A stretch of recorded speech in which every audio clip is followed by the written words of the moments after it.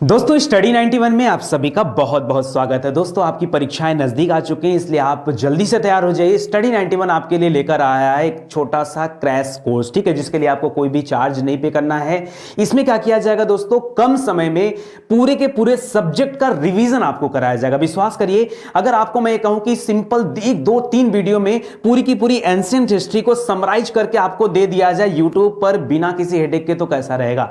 आपको कहा जाए कि पूरी की पूरी मिडावल हिस्ट्री सिर्फ 2 क्लास में आपको पढ़ने के लिए मिलेगी। क्लास खूब लंबी रहेगी, 1.5 घंटे 2 घंटे की क्लास रहेगी, ठीक है, लेकिन पूरी मिडावल हिस्ट्री एक छोटा सा पॉइंट्स भी आपको छोड़ा नहीं जाएगा और पूरा का पूरा रिवीजन कराया जाएगा। क्यों? क्योंकि ये रिवीजन पैकेज है आपके एग्जाम के लिए, ठीक है। लास्ट टाइम अगर आप पढ़ के जाएंगे तो बेशक आपके एग्जाम में बहुत सारे पॉइंट फंसने वाले हैं, चाहे आप किसी भी एग्जाम की तैयारी कर रहे हो, ठीक है। अभी हाल फिलहाल में आपके बहुत सारे वनडे एग्जाम होने वाले हैं या कोई भी एग्जाम होने वाला है, देखिए स्टैटिक पॉइंट वहां पर डिस्कस किए जाएंगे और इस तरह के जो वीडियोस दिए जाएंगे ये सुबह के 10 बजे आपको स्टडी 91 के यूट्यूब चैनल पर अवेलेबल करा दिए जाएंगे, ठीक है। आप किसी भी परीक्षा की तैयारी कर रहे हो, चाहे पुलिस की तैयारी कर रहे हो, टीचिंग एग्जाम की तैयारी कर रहे हो, यूपीपीएससी की तैयारी कर रहे हो, यूपी ट्रिपल एससी की तैयारी कर रहे हो, लेखपाल दे रहे हो, कुछ भी दे रहे हो, कोई भी एग्जाम, आप बैंकिंग एग्जाम दे रहे हो, डिफेंस एग्जाम दे रहे हो, देखिए कोई भी एग्जाम देंगे, लेकिन आपके जो स्टैटिक पार्ट होते हैं, जैसे जो सब्जेक्ट के पार्ट होते हैं, मैं कहूं हिस्ट्री, ज्योग्राफी, पॉलिटी, साइंस, ये तो फिक्स होते हैं ना,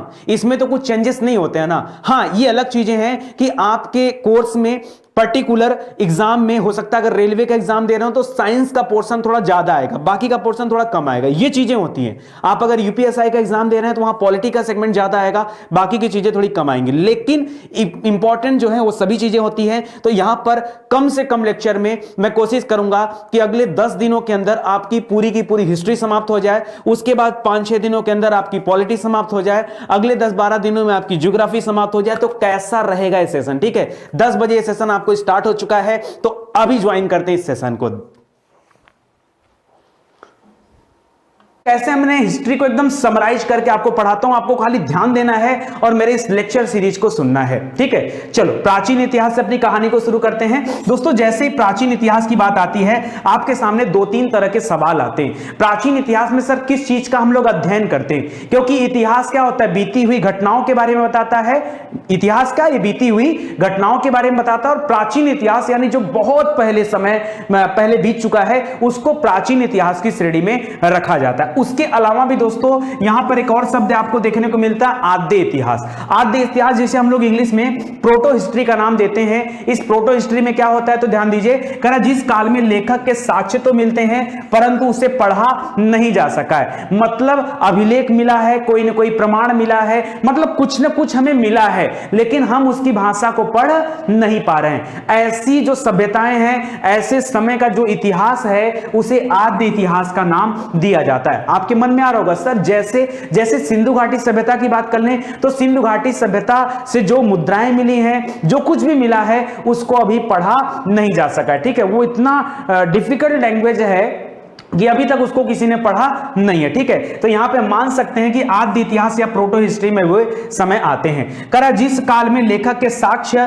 नहीं प्राप्त होता है, उसे क्या कहा जाता है, ये और भी पुराना काल है, जिसे प्रागैतिहासिक काल कहा जाता है। सबसे पुराना काल कौन सा काल, जैसे अगर हम बात करते दोस्तों किसका, अगर हम बात करते भीमबेटका की गुफाओं में रहने वाले आदिमानव का, या ऐसे आदिमानव जो घूम टहलकर अपना जीवन बिताते थे, शिकार करते थे, जिनके बारे में अभी हमें कोई लेख नहीं प्राप्त हुआ है, किसी ने उनके बारे में कुछ लिखा नहीं है। हां, कुछ औजार वगैरह प्राप्त हुए हैं जिनको देखकर हम कल्पना करते हैं कि किस किस समय के औजार हैं। तो जहां से लिखा हुआ कुछ मटेरियल नहीं मिलता है वो प्रागैतिहासिक काल, जहां से मिलता है हम पढ़ नहीं पाते हैं वो आद्य ऐतिहासिक काल, और जिस कालखंड के चीजों को हम पढ़ पाते हैं, हम समझ पाते हैं, वो आपका ऐतिहासिक काल में आ जाता है, ठीक है, जिसे हम पढ़ पाते हैं। लिख रहा मानव विकास के उस काल को इतिहास कहा जाता है जिसका विवरण लिखित रूप से क्या है, उपलब्ध है, जिसके बारे में कुछ लिखा गया हो और उसका ज्ञान हमें हो गया हो। इतनी बात समझ में आ गया, ठीक है। ये इतिहास के बारे में है। दोस्तों आपने नाम सुना होगा होमो सैपियंस का, नाम सुना है कि नहीं, आपने नाम सुना होगा होमो सैपियंस का। दोस्तों होमो सैपियंस क्या होते हैं? ये वैसे कहा जाता है मनुष्य का वैज्ञानिक नाम है, ठीक है। कभी आपसे परीक्षा में पूछे तो आप ध्यान दीजिएगा, होमो सैपियंस जो है ये क्या है? मनुष्यों का वैज्ञानिक नाम है। और अगर हम इनकी बात करें तो ये लगभग आज से 30 से 40 हजार वर्ष पूर्व इनका आगमन हुआ था, ठीक है। और आपने ये भी सुना होगा कि हमारे जो पूर्वज रहे हैं वो कौन रहे? कपि रहे हैं, ठीक है। बाद में धीरे धीरे ये मानव का रूप जो आज आपको देखने को मिल रहा है ये हमें प्राप्त हुआ है, ठीक है। एकदम इत्मीनान से आप हिस्ट्री को पढ़िए, एकदम इत्मीनान से, कोई जल्दीबाजी नहीं है, टेंशन फ्री होके पढ़िए, ठीक है। थोड़ा सा मैं स्पीड में पढ़ाता हूं, मेरी आदत रही है, क्योंकि आपके पास समय नहीं और ये बैच आपका एक्सप्रेस बैच है, ठीक है। तो आपको भी आदत बनानी होगी हमारे साथ थोड़ा तेज चलने की। मैंने अभी तक कुछ खास नहीं बताया, ठीक है। चलो आगे बताता हूं दोस्तों आपको। करा शिकार, अगर हम शिकार की बात करें, यानी जो आदि मानव लोग थे ये शिकार कैसे करते थे? दोस्तों ये पत्थरों का औजार बनाते थे, उन्हीं औजारों से शिकार किया करते थे। बाद में इन्हें ज्ञान हुआ कि हम पत्थरों को और भी नुकीला बना सकते हैं और भी डिजाइन उसको दे सकते हैं जिससे ये शिकार करने में आसानी हो जाएगी। तो आगे क्या किए हैं? आगे एक अलग युग मिलेगा जहां पर पत्थरों की एक अजीब डिजाइन आपको देखने को मिलती है, ठीक है। यानी कुल मिला जुलाकर अगर हम शिकार की बात करें तो शिकार कैसे करते थे? पत्थरों से करते थे, ठीक है। करा शिकार पूर्व पाषाण युग के मानवों की जीविका का मुख्य आधार था, क्योंकि इनको और किसी के बारे में ज्ञान नहीं था, इनको खेती करना नहीं पता था, ये सब कुछ नहीं पता था, ठीक है, याद रखिएगा। तो इनको कुछ ज्ञान नहीं था, इसलिए शिकार पर ही निर्भर थे। जब भूख लगती थी शिकार करते थे और शिकार करके ये कच्चे मांस को खा जाया करते थे। क्यों? क्योंकि इसके पहले इनको आग की जानकारी भी नहीं थी। देखिए आग की बात करते हैं तो यहां से दो प्रश्न पूछता है आपसे परीक्षा में। एक पूछता है कि आग की जानकारी मनुष्यों को कब हुई? तो दोस्तों आग तो पहले से रहा होगा ना, ऐसा तो है नहीं कि किसी ने आग ही नहीं देखा होगा, ठीक है। आग तो पहले से रहा होगा। हाँ ये अलग बात है कि किसी ने आग का प्रयोग करना नहीं सीखा होगा, ठीक है। आग उत्पन्न करना लोग नहीं जानते थे, तो आग का प्रयोग करना याद रखिए। अगर हम बात करते हैं प्रयोग की, ठीक है, तो ये नवपाषाण काल से शुरू होता है, ठीक है। पाषाण काल मतलब पत्थरों का युग। पाषाण माने क्या होता है? पत्थर, पत्थरों का युग। और उस पाषाण काल को 3 हिस्सों में बांटा गया, ठीक है। उसमें से जो सबसे नवीनतम है वो है नवपाषाण काल, इसके ऊपर है मध्य पाषाण काल, उसके ऊपर है पूरा पाषाण काल, ठीक है। तो याद रखिए आग की जानकारी मनुष्य को पूरा पाषाण काल से ही थी, लेकिन इसका प्रयोग व्यक्ति नहीं जानता था। ये आदिमानव जो थे ये इसका प्रयोग नहीं जानते थे, इसका प्रयोग करना वो नवपाषाण काल से शुरू किए, ठीक है। तो लिख रहा है कि शिकार जो था ये पूर्व पाषाण या पूरा पाषाण युग की क्या थी? एक विशेषता थी और यही एक जनाधार था। कहा आग का आविष्कार, आविष्कार मतलब लोगों को जानकारी, तो जानकारी पूरा पाषाण काल से थी लेकिन प्रयोग नवपाषाण काल से हुआ, तो उसको भी याद रखेगा। इसके अलावा नवपाषाण काल से संबंधित 2-3 तथ्य और याद रखें जो आपसे आपकी परीक्षा में पूछे जाते हैं। अगर आप ये समझ रहे हैं कि नितिन सर एकदम धीरे धीरे आहिस्ता आहिस्ता पढ़ाएं, जो भी टीचर आपके साथ ऐसे पढ़ाता है जान लीजिए आपका सिलेबस कवर नहीं होगा, आपका सिलेबस कवर नहीं होगा। आपको पूरा जीएस पढ़ना है, कुछ भी नहीं छोड़ना है, और आपके पास समय का अभाव है, ठीक है। ये छोटा सा एग्जाम है, चुटकी में निकल जाएगा, विश्वास करो ये छोटा सा एग्जाम है, चुटकी में निकल जाएगा। आप भरोसा करते हो नितिन सर पे ना, बहुत भरोसा करके आपने कोर्स को परचेज किया होगा, तो बिल्कुल टेंशन मत लो। मेरी जिम्मेदारी है कि आपको वर्दी कैसे पहनानी, ये मेरी जिम्मेदारी है, क्योंकि जिद मैंने ठानी है, आपने शायद नहीं ठानी, लेकिन मेरी जिद है, मैं आपको वर्दी पहना के ही छोड़ूंगा, अदरवाइज नहीं, ठीक है। तो आ जाओ देखते हैं यहां से। तो लिख रहा है पूरा पाषाण काल। इसके अलावा याद रखिए नवपाषाण काल में जब आग का प्रयोग मानव ने शुरू किया, तो नवपाषाण काल में 3 चीजें, एक तो लोगों ने आग का प्रयोग सीख लिया, दूसरा लोगों ने पहिए का आविष्कार कर लिया। और जब पहिया बना लिया, पहिया कैसा होता? गोल गोल होता ना, तो जब लोगों ने पहिया बना लिया तो धीरे धीरे क्या किया? उसके माध्यम से काम आगे बढ़ा। शुरुआती दौर में जैसे अगर कुम्हारकारी की बात करते हैं, ठीक है, कुछ बनाने वगैरह का, तो वो सब भी काम यही शुरू हुआ। इसके अलावा दोस्तों अगर मैं कृषि की बात करूं तो कृषि की शुरुआत भी कहां से शुरू होती है? नवपाषाण काल से शुरू होती है। जरा इसको आप अपने ध्यान में रखिएगा। दोस्तों मैं इसलिए भी थोड़ा सा तेज लेके चल रहा हूं क्योंकि मैं ऐसा मानकर चल रहा हूं कि बहुत सारे बच्चे ऐसे होंगे, यानी 90% लोग ऐसे होंगे जो कभी न कभी इतिहास पढ़ चुके होंगे। अगर बहुत स्लो मोशन पढ़ाऊंगा आप परेशान हो जाओगे, आप परेशान हो जाओगे, तो आप यहां हमारे साथ बने रहिए, ठीक है। अगला दे रहा दोस्तों मनुष्य में अस्थाई जीवन। देखो अस्थाई जीवन माने क्या? यानी मनुष्य घर बनाकर रहना शुरू कर दिया।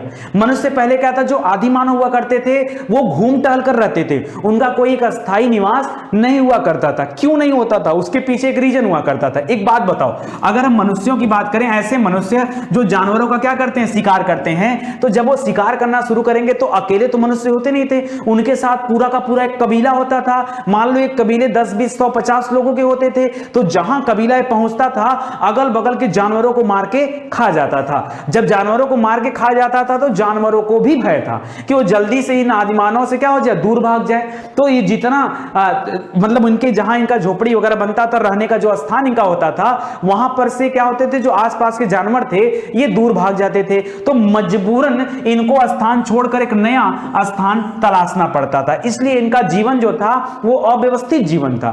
जब धीरे धीरे लोगों ने क्या कर लिया, खेती की तरफ आना शुरू किया, मतलब धीरे धीरे लोगों ने पहले आपने सुना होगा सबसे पहले जौ का उगना शुरू हुआ, ठीक है, जौ को प्राप्त किया, फिर गेहूं हो गया, चावल हो गया, इन सब के भी प्रमाण मिले हैं।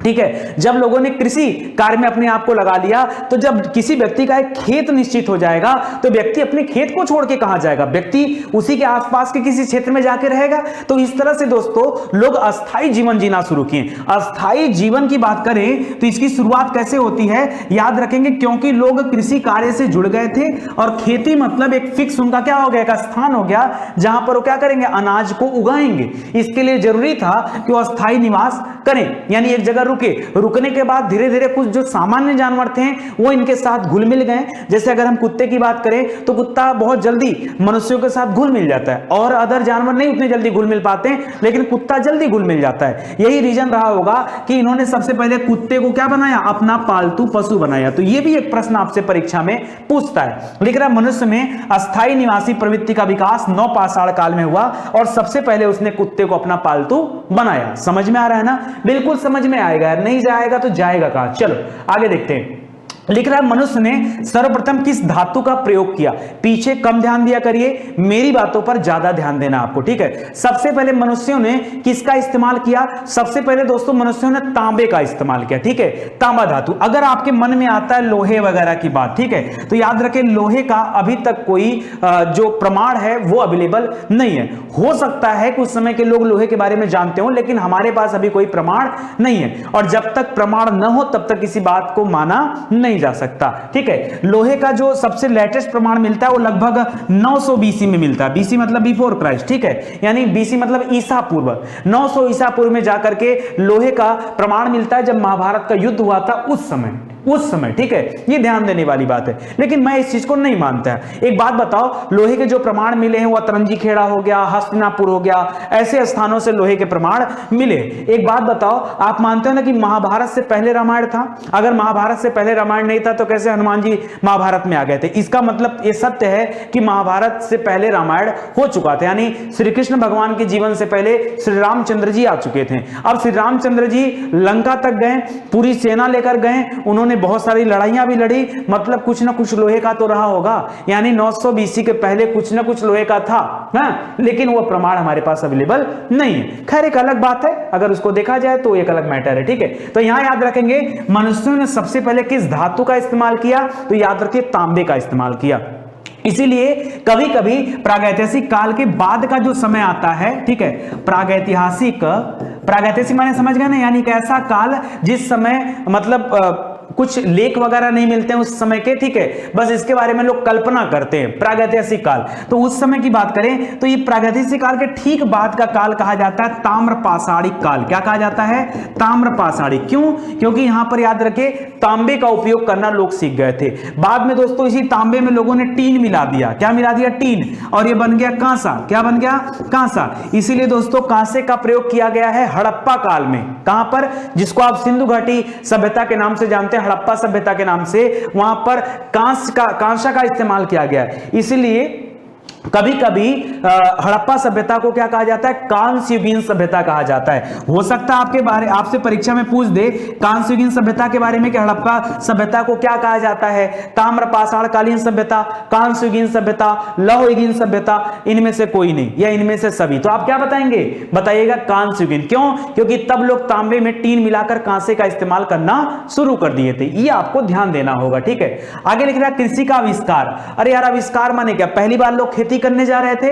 ये कब हुआ? नवपाषाण काल में। तभी तो मैंने बताया कि लोगों ने अस्थाई जीवन जीना भी यहां पर शुरू कर दिया। तो लिखिएगा कि कृषि का आविष्कार कब हुआ है? नवपाषाण काल में हुआ है। देखिए आपके क्वेश्चन यहीं से बनने वाले हैं। मैं आपका डाउट क्लियर कर दूं, आप अगर हमारे साथ बने रहेंगे तो अगले ज्यादा नहीं 1 हफ्ते के अंदर आपका पूरा हिस्ट्री मैं आपके दिमाग में डाल दूंगा। बस आप लगातार हमारी क्लासेस देखते रहो, समझते रहो। कोई भी दिक्कत होता है, कोई डाउट होता है, आप कमेंट करना, आपके कमेंट का रिप्लाई जरूर किया जाएगा। कहीं पर अगर आपको नहीं समझ में आएगा दोस्तों, आप पूछना जरूर। अगर आप पूछोगे नहीं तो फिर गड़बड़ हो जाएगी चीजें। आपको पूछना है, मैं आपको खुद आपका डाउट क्लियर कराऊंगा। बिल्कुल टेंशन फ्री रहेगा। समझना, मैंने क्या कहा, यह हमारी जिद है आपको वर्दी दिलाना। अगर आपको समझ में नहीं आएगा, आप वर्दी कैसे पाओगे? आप वर्दी कैसे पाओगे? मुझे इसका कोई मायने नहीं कि आपने फीस दिया और आए। मुझे आपकी वर्दी चाहिए, मुझे पैसे वैसे नहीं चाहिए, मुझे पैसे नहीं चाहिए, मुझे वर्दी चाहिए। वर्दी दोगे कि नहीं ये बताओ? कसम खा लो वर्दी देंगे, नहीं तो मुंह नहीं दिखाना मेरे पास, ठीक है? और मैं खुद भी नहीं दिखाऊंगा अगर वर्दी दिला नहीं पाया। मतलब क्या यार, इतने बड़े प्लेटफॉर्म से आकर के इस छोटे से एग्जाम को, ये तो कुछ भी नहीं है, ये तो कुछ भी नहीं है। इतने छोटे से एग्जाम को अगर क्वालिफाई ना कराया जा सके तो बेकार है सब कुछ। आप देखना कैसे सब कुछ होता है। चलो आगे देखिए, यहां करा कि पाषाण लिखेगा। पाषाण युगीन अनुसंधान आरंभ करने का श्रेय किसको जाता है? तो दोस्तों सबसे पहले इसके बारे में चर्चा किया रॉबर्ट ब्रूसफुट ने। रॉबर्ट ब्रूसफुट थे दोस्तों, ये कौन थे? याद रखिए, ये भूगर्भवेत्ता थे।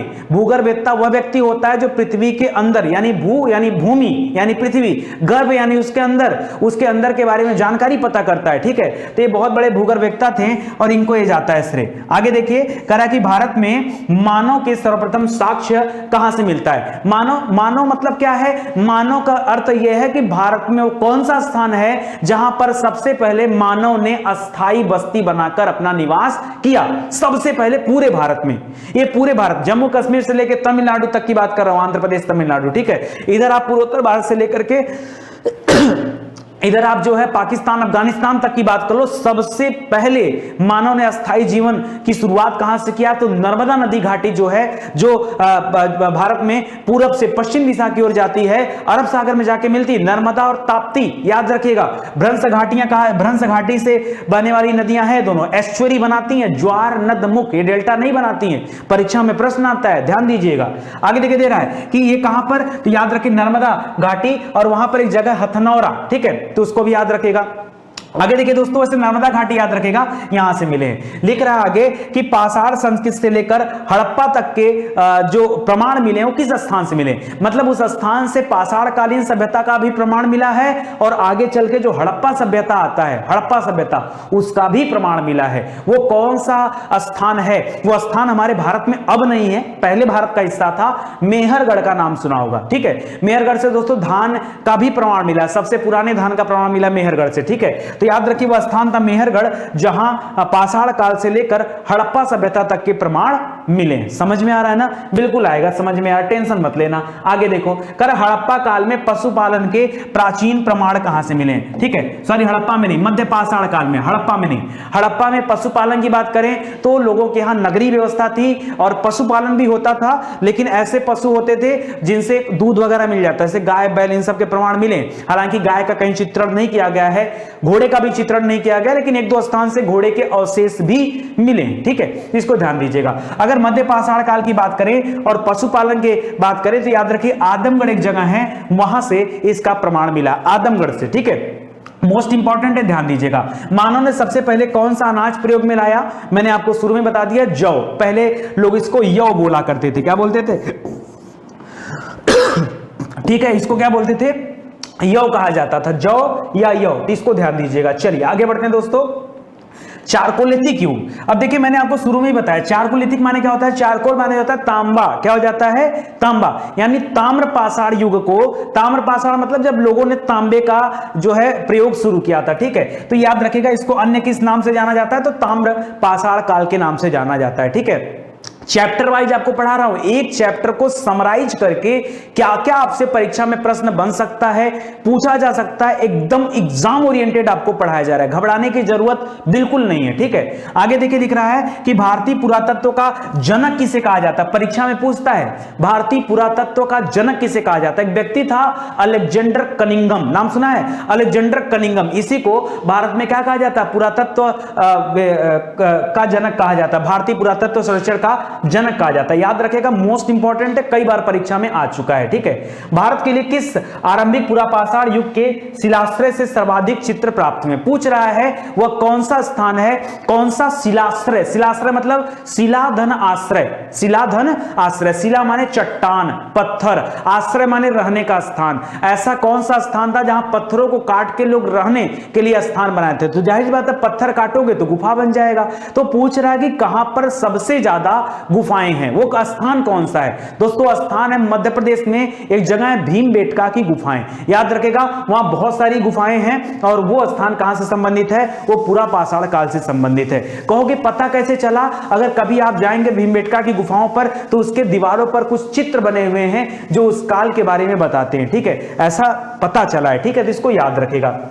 आगे दोस्तों देखिए करा पेबुल उपकरण। ठीक है, आपने नाम सुना होगा कई बार, पेबुल उपकरण हो गया, चापर चापिंग हो गया, हैंड एक्स हो गया, तमाम इस तरह के उपकरणों का नाम आता है परीक्षा में। तो ये किससे संबंधित हैं, तो इनका एक युग याद रखिए, ये निम्न पुरापाषाण काल से संबंधित है। पेबुल उपकरण जो है ये किससे संबंधित है, निम्न पुरापाषाण काल से, सब आपको बताया गया है। ठीक है, माइक्रोलिथिक औजार, माइक्रोलिथिक मतलब माइक्रो माने होता है छोटा कर देना, माइक्रो माने छोटा कर देना। जैसे आपने देखा होगा पहले मेमोरी कार्ड खूब बड़े बड़े आते थे, मोबाइल में जो मेमोरी होता है, फिर धीरे धीरे वो छोटे होते चले गए।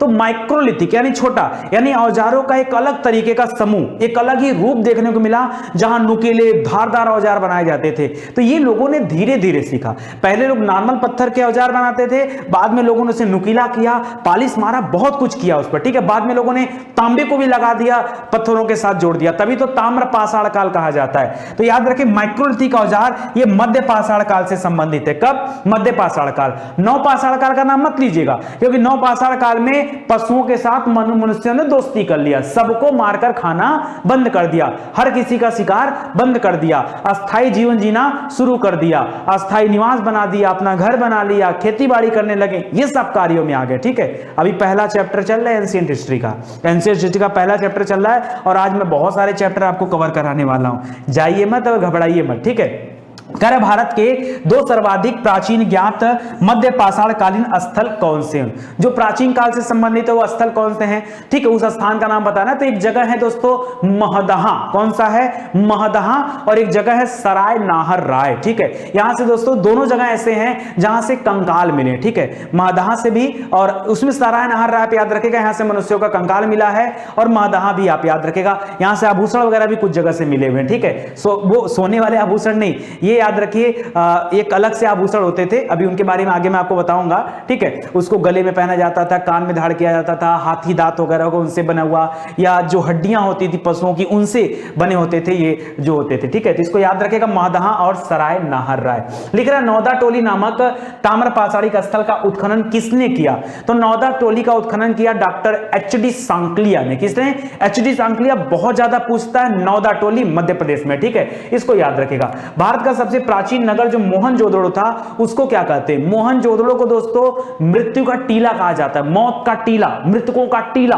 ठीक है, मोहनजोदड़ो को मौत का टीला कहा जाता है, मृत्यु का टीला, इसको याद रखेगा। ठीक है, आगे बढ़ते हैं दोस्तों, अब यहीं से हमारी कहानी शुरू होती है चैप्टर नंबर 2। ठीक है, चैप्टर नंबर 1 में उतनी बातें याद है, प्रागैतिहासिक काल के अंतर्गत उतने सवालों को आप याद रखेगा जितना अभी अभी आपके साथ क्या किया गया है, डिस्कस किया गया है। अब हम लोग आगे बढ़ते हैं दोस्तों, और अब आपको मैं देता हूं क्या, यहां पर ध्यान दीजिए, सिंधु घाटी सभ्यता से जुड़े हुए सवालों को। ठीक है, सिंधु घाटी सभ्यता, अभी आपको सब समझ में आ जाएगा, ध्यान दीजिए। लिख रहा है सिंधु घाटी सभ्यता की जो सर्वमान्य तिथि है, पहले ये बताइए सर ये तिथि मान्य कैसे होगी, कैसे लोगों को पता चला। दोस्तों एक विधि है जिसका नाम है कार्बन 14 विधि। क्या नाम है? कार्बन 14, जिसको C14 बोलते हैं। इस विधि के द्वारा समय का ज्ञात किया जाता है। कोई सामान कितना पुराना उसके बारे में उससे पता किया जाता है। पता चला कि 2350 से लेकर के 1750 ईसा पूर्व की सभ्यता है। मतलब ये शुरू कब हुई थी? आज नहीं, जब आज तो 2000 साल बीत चुके हैं ना, यानी आज से लगभग 2000 साल इसी में ऐड कर दीजिए, ठीक है, इसी में 2000 साल जोड़ दीजिए, कितना हो जाएगा? 43.5। आज से लगभग 4350 साल पहले यह सभ्यता हुआ करती थी। कितना? 4350 साल पहले यह सिंधु घाटी सभ्यता हुआ करती थी। ऐसा कार्बन 14 विधि के माध्यम से पता चला है, ठीक है। तो इसका कालखंड आप याद रखिएगा, परीक्षा में पूछता है 2350 से लेकर 1750 तक ये इसका कालखंड माना गया है। कारण इस सभ्यता में मुख्यतः जो निवासी थे वो कहां के थे? अच्छा, ऐसा माना गया कि हड़प्पा काल में जो निवासी थे वो प्योर भारतीय नहीं थे, प्योर इंडियन नहीं थे। उनको नाम दिया गया इंडो आर्य का, लेकिन ऐसा माना जाता है कि मध्य एशिया से, भूमध्य सागरीय क्षेत्रों से वो उधर से चलकर आए हुए लोग थे, जो आकर के अपना स्थान बना लिए थे। पाकिस्तान अफगानिस्तान वाला जो बेल्ट है यहां पर आके रहते थे। बहुत सारे स्थान भारत में भी है, ठीक है। स्वतंत्रता के बाद दोस्तों केवल गुजरात में कम से कम 1500 स्थानों का खोज किया गया, ठीक है। तो बहुत सारे स्थान मिले, छोटे छोटे बहुत सारी चीजें मिले, ठीक है। तो इसको ध्यान दीजिएगा। तो याद रखिए यहां पर कह रहा द्रविड़ और भूमध्य सागरी। द्रविड़ तो बहुत ज्यादा नहीं कर सकते, लेकिन भूमध्य सागरी और मध्य एशिया से आए हुए लोग थे, इनको ध्यान दीजिएगा। आगे लिख रहा सिंधु सभ्यता या सिंधु सभ्यता कैसी सभ्यता थी? ये वेल मेंटेन थी। क्यों? इसको नगरी सभ्यता क्यों कहा गया? आप पहले मेथड समझो। आज हो सकता है आपके गांव में नालियां न बनी हो। पता है सिंधु घाटी सभ्यता में जो नगर हुआ करते थे वो अपनी नगर विशेषता के लिए जाने जाते थे, वो अपने नगर नियोजन के लिए जाने जाते थे। हर घर में खिड़की कहां खुलेगा, दरवाजा कहां खुलेगा, जल की व्यवस्था, नालियों की व्यवस्था, घर में जो नालियां, घर से जो पानी आता था वो कैसे सीवर टैंक में जाता था, मतलब सीवरेज तक की व्यवस्था थी, ठीक है। स्नानागार की व्यवस्था थी, अन्नागार की व्यवस्था थी, मतलब सब कुछ एक वेल मेंटेन तरीके में था। तो ऐसा माना जा सकता है कि उस समय जो सभ्यता थी वो नगरी सभ्यता थी। जबकि इसी के बाद आप देखेंगे ऋग वैदिक काल, उत्तर वैदिक काल आया और वहां की सभ्यता ग्रामीण सभ्यता थी, ठीक है। यहां की सभ्यता कैसी थी? नगरी सभ्यता थी। आपने मूवी भी देखा होगा, ऋतिक रोशन की मूवी है मोहनजोदाड़ो। वहां पर आप देखिए, आप मूवी में पाएंगे कि कैसे एक बहुत खूबसूरत नगर का निर्माण किया गया था। तो मोहनजोदाड़ो की सीन दिखाया है। ऐसे बहुत सारे जगह थे जहां पर उस समय में यह कार्य चलता था। लिख रहा स्वतंत्रता प्राप्ति के पश्चात हड़प्पा संस्कृति के सर्वाधिक स्थल कहां प्राप्त हुए हैं? तो लोथल से प्राप्त हुए हैं। लोथल एक जगह है दोस्तों गुजरात में, किस नदी के तट पर है? परीक्षा में प्रश्न पूछता है तो याद रखिएगा भोगवा नदी। कौन सा? भोगवा नदी के तट पर यह लोथल स्थित है। यहां से क्या प्राप्त हुआ है? तो 2-3 चीज आप याद रखिएगा, जैसे एक रंगाई कुंड प्राप्त हुआ है, जैसे यज्ञ का प्रमाण मिला है, जैसे यहां से पंचतंत्र की कहानियों में जो उल्लेख मिलता है कौवे वाला ना, कि वो जल में डालकर ले रहा था, ठीक है। इस तरह का एक विचित्र कहानी का भी उल्लेख मिलता है। यहां से कुछ कपड़े के जो है छाप भी मिले, कपड़े नहीं मिले लेकिन कपड़े के छाप मिले, जैसे महसूस होता है कि कपड़े से कोई चीज छापा गया हो। यहां से बंदरगाह मिला, बंदरगाह को गोदीवाड़ा कहा जाता है। बंदरगाह को क्या बोलते हैं? याद रखिए गोदीवाड़ा, ठीक है, गोदीवाड़ा। तो ये सब याद रखिए, वो स्थान है जहां जो लोथल से प्राप्त हुए, भोगवा नदी के तट पर है, ठीक है। तो इसको याद रखिएगा। लिख रहा जूते हुए खेत का प्रमाण और नक्काशीदार ईंटों के प्रयोग का प्रमाण कहां मिला है? तो याद रखें दोस्तों, जूता हुआ खेत मिला है कालीबंगा से। कालीबंगा दोस्तों राजस्थान में पड़ता है। राजस्थान में घग्गर नदी के तट पर स्थित है। कहां पर? याद रखें कौन सी नदी है, परीक्षा में यह भी पूछ लेता है, ठीक है। घग्गर नदी के तट पर है, जूते हुए खेत के प्रमाण मिले हैं, नक्काशीदार ईंटों का प्रयोग हुआ है, कालीबंगा उस जगह का नाम है। इसके अलावा याद रखें भूकंप के प्रमाण भी यहीं से मिले हैं, ठीक है। परीक्षा में पूछ दे तो बताइएगा। इसके अलावा क्या मिला है? यहां से शिवलिंग के प्रमाण मिले, मतलब शिव पूजा का प्रमाण कहां से मिला है? एकमात्र स्थान है जहां से शिवलिंग पूजा का प्रमाण भी देखने को मिला है। कालीबंगा घग्गर नदी के तट पर राजस्थान में स्थित है, ठीक है। याद रखेंगे क्या? ओवर तो नहीं हो जाएगा? नहीं होगा ओवर, ठीक है। अरे शानदार यार, वर्दी लेना है, यही से एनर्जेटिक होके पढ़िए, ऐसे एकदम लुंज पुंज मत हो जाइए। अरे पढ़िए यार, सामने वाला इतना एनर्जेटिक होके पढ़ा रहा है और आपको इतनी सारी चीज बताने के लिए आया। आप इतना छोटे से चीज को लेकर के अगर ढीले पड़ जाएंगे तो काम कैसे चलेगा? वर्दी लेनी भैया ना, देखो एक वर्दी ले लो, अगली वर्दी फिर मैं दिला दूंगा, विश्वास करो, बस साथ में लगे रहो। मैं तो पूरा सिस्टमेटिक तरीके से पढ़ाऊंगा, पूरा 90 डेज पढ़ाऊंगा। सोचो अगर 2 दिन में एनसीएन पढ़ा दूंगा तो बाकी के 88 48 डेज में क्या करूंगा, ठीक है, अरे मस्ती थोड़े करूंगा आपके साथ, आपको पढ़ाऊंगा। फायदा किसका, आपका, ठीक है, क्योंकि रणनीति में हमारी है, ईमानदारी से पढ़ना आपको है, ठीक है। एक बार देखो वीडियो, नहीं मजा आ रहा दोबारा वीडियो देखो, तिबारा देखो वीडियो, ये सारी चीजें आपके जबान पे होनी चाहिए। इससे बाहर एक क्वेश्चन नहीं बनने वाला है, एक क्वेश्चन परीक्षा में इससे बाहर नहीं आएगा आपके लिए, मैं बता रहा हूं, विश्वास करिए। परीक्षा देके आएगा तो देख लीजिएगा, नहीं भरोसा हो तो पीछे बहुत सारी आंसर की मैं अपलोड करता रहता हूं, आप जाके देखिए। टॉप सीरीज में चलती है आंसर की, आगे देखते हैं। कर जूते हुए खेत, ये सारी की चीजें हो गई। कर हड़प्पा के कुम्हारी कार्य में आमतौर पर किस तरह का रंग का इस्तेमाल किया जाता था, परीक्षा में आता है, ठीक है, लाल रंग का इस्तेमाल किया जाता है। जबकि आप जैसे जैसे आगे बढ़ेंगे, यानी जब आप वैदिक काल की तरफ जाएंगे तो वहां पर याद रखेगा लाल के स्थान पर काला आ जाता है, ठीक है, तो यहां पर लाल रंग का भी इस्तेमाल होता है, याद रखेगा। सिंधु घाटी में खुदाई किए गए अवशेषों में मुहरे, मुहर क्या होता था दोस्तों, मुहर माने ऐसा नहीं ठप्पा जो आज मारते, उस ठप्पे को मुहर नहीं कहा जाता, मुहर उसमें मुद्रा का नाम था। जिस तरह आज करेंसी होती है ना, उस तरह से उस समय मुद्रा को क्या बुलाते थे, मुहर कहा जाता था। कर मुहरे आपने सुना होगा, मूवी में सुना होगा ना मुहर, तो याद रखिए मुहरे वाणिज्यिक और आर्थिक विकास को निर्दिष्ट करती थी। अगर किसी जमाने में मुद्रा चला करती थी, उसकी अपनी करेंसी हुआ करती थी, सोचो वेल डेवलप्ड वो जगह था। ये हड़प्पा सभ्यता को ऐसे ही नगरी सभ्यता नहीं कहा गया, वो हर तरीके से क्या था, एक डेवलप्ड स्थान था, हर व्यक्ति यहां जाना चाहता था, ठीक है, इतना बेहतरीन स्थान था। करा मोहनजोदड़ो से नर्तकी के कांस्य मूर्ति भी मिली है। पूछता परीक्षा में कि नर्तकी की कांस्य मूर्ति, कांस्य मतलब कांसा, कांस्य मतलब कांसा, अरे इसी सभ्यता को तो कांस्यविन सभ्यता कहा जाता है, जब तांबे में टीन मिलाकर कांसे का निर्माण किया गया। क्या मेरे भाई यार, जल्दी बोलो कस के, ठीक है, तो बोलो यहां पर क्या हो जाएगा, मोहनजोदड़ो से प्राप्त हुआ है। आगे लिखा है घरों के दरवाजे और खिड़कियां सड़क की ओर न खुल करके ये पीछे की तरफ खुलती थी। क्यों, अगर सड़क की तरफ खुलेंगी तो क्या हो जाएगा, आप देखेंगे आपके घरों के सामने जो दरवाजे होते हैं सड़क की तरफ खुलते हैं, इसकी वजह से ऐसे घर में झाड़ू मारा सब सड़क पे चला गया, मतलब जो कुछ है सब सड़क पे चले जाओ। तो घरों के दरवाजे पीछे साइड में खुलते थे ताकि सड़क पर कोई डिस्टरबेंस ना हो पाए। सोचो क्या आपने कोई ऐसा जगह देखा पूरे भारत में, नहीं, इतना सुनियोजित ढंग से बनाया गया जगह देखा, नहीं देखा। चलो नहीं देखा तो देख लो, हड़प्पा है। हड़प्पा सभ्यता की लिपि किस प्रकार की थी, वैसे मैंने जो आपको पढ़ाया है वो पढ़ाया ब्रुष्टोस्फोटन। क्या नाम है, ब्रुष्टोस्फोटन, ठीक है, इसकी लिपि का नाम क्या था, ब्रुष्टो, याद रखेगा, आपको याद आ जाएगा, परीक्षा में मिल जाएगा, ठीक है। एक ऐसी लिपि जिसको अभी पढ़ा नहीं जा सका, जब पढ़ ही नहीं पाए हैं तो फिर मामला ही कोई नहीं है। या इसको एक और नाम दिया जाता है भाव चित्रात्मक, ठीक है, क्यों, क्योंकि इसमें लिखा कुछ नहीं गया, सब ढेर सारे चित्र बने हैं, कहीं मछली बना है, कहीं कुछ बना है, कहीं कुछ बना है, समझ में नहीं आता क्या लिखा है या इस समय के लोग क्या बताना चाहते थे, ठीक है। आगे देखिए, हड़प्पा संस्कृति के संदर्भ में शैलकृत स्थापत्य, देखिए सालकृत नहीं होगा, यहां पे आप थोड़ा सा सही कर लीजिएगा, यहां क्या हो जाएगा शैलकृत, ठीक है, थोड़ा वर्तनी सुधार भी रखिए, हिंदी आएगी, ठीक है।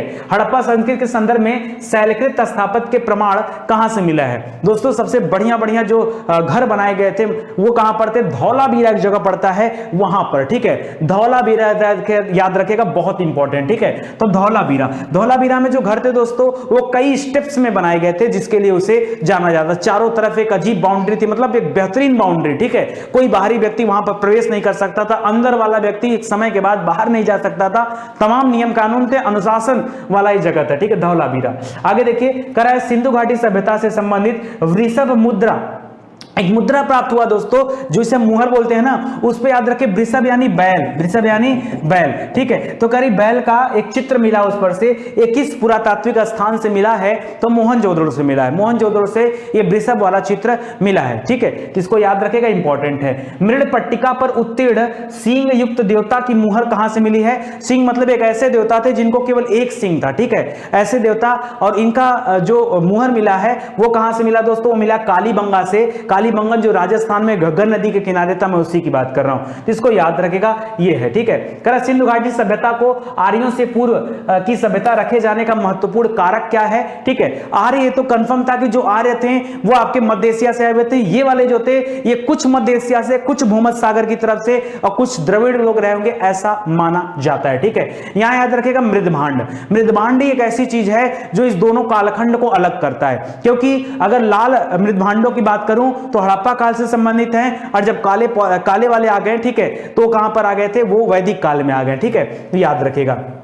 आगे देखिए, भारत में किस प्रकार के मृदभांड द्वितीय नगरीकरण का प्रारंभ होने का प्रतीक माने जाते हैं? तो याद रखेगा लाल और काले, ठीक है, तो इसको याद रखेगा। लोथल को लघु हड़प्पा या लघु मोहनजोदड़ो भी कहा जाता है। क्यों? अच्छा, लोथल को इसलिए कहा जाता है क्योंकि लोथल बड़ा प्रसिद्ध स्थान था, गोदीबाड़ा था।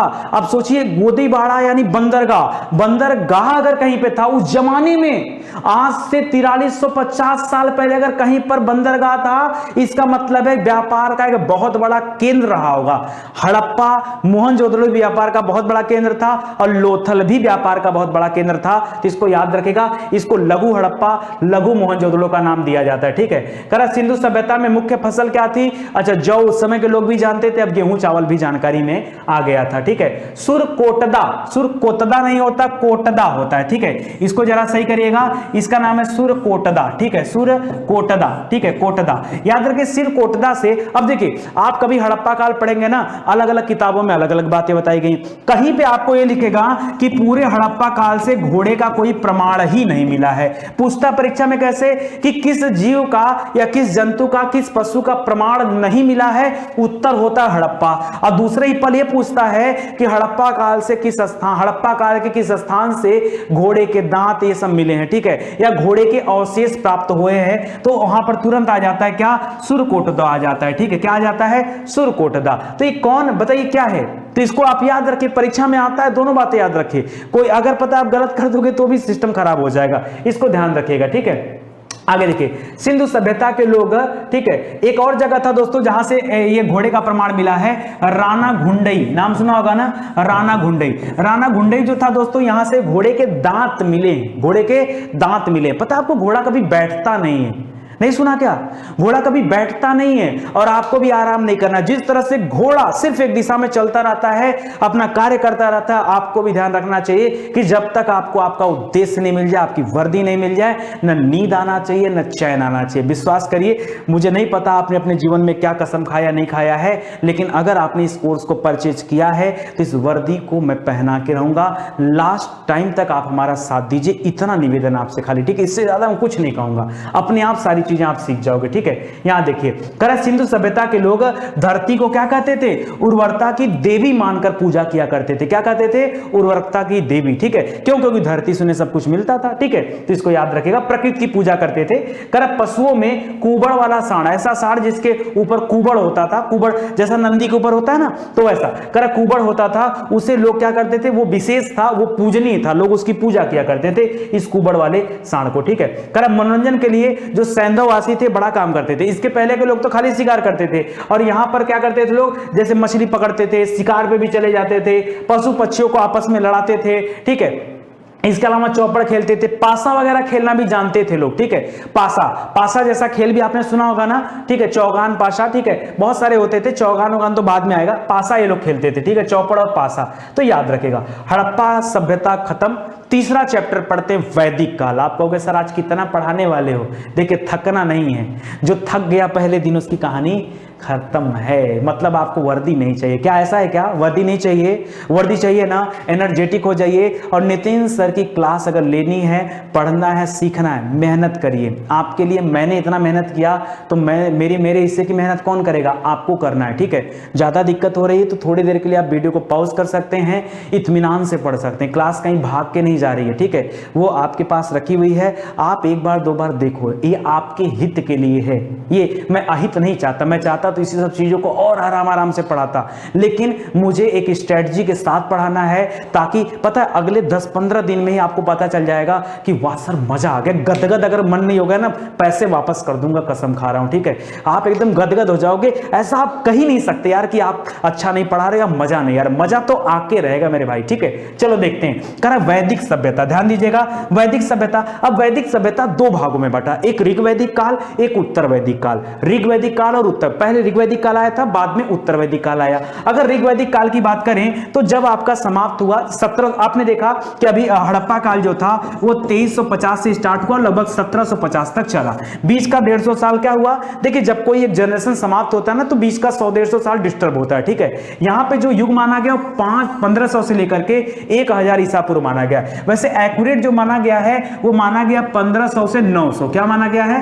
1500 से 900। और इसको माना गया है 900 से 600। 600, ठीक है, जो और आंकड़े बता रहा हूं। फिलहाल आप दोनों याद रखना, क्योंकि अलग अलग परीक्षाओं में अलग अलग बातें देता है, कोई ऑथेंटिक सोर्स नहीं है कि आप क्या मानोगे, आप लड़ झगड़ नहीं सकते। तो एक पीरियड याद रखो, ऋग वैदिक काल और उत्तर वैदिक काल का। आगे बढ़ते हैं, आगे देखिए दे रहा दोस्तों, करे आर्य सर्वप्रथम पंजाब और अच्छा, ये पूछ सकता है परीक्षा में कि सबसे पहले आर्य जो थे वो कहां आकर बसे, ऐसा पूछता है प्रश्न, ठीक है। तो याद रखिए ये पाकिस्तान, अफगानिस्तान, कश्मीर और पंजाब वाला जो बेल्ट था, ये सबसे पहले यहीं पर आके बसे थे। भाई यही पूरा स्थान ही था, आर्यों का आगमन ही उसी साइड से हुआ था, तो यही स्थान था जहां पर आर्यों ने सबसे पहले अपना निवास स्थान बनाया। करा आर्यों द्वारा विकसित सभ्यता कैसी सभ्यता थी, ये एक ग्रामीण सभ्यता थी, क्योंकि इसके पहले नगरी सभ्यता कौन थी, हड़प्पा काल वाली थी।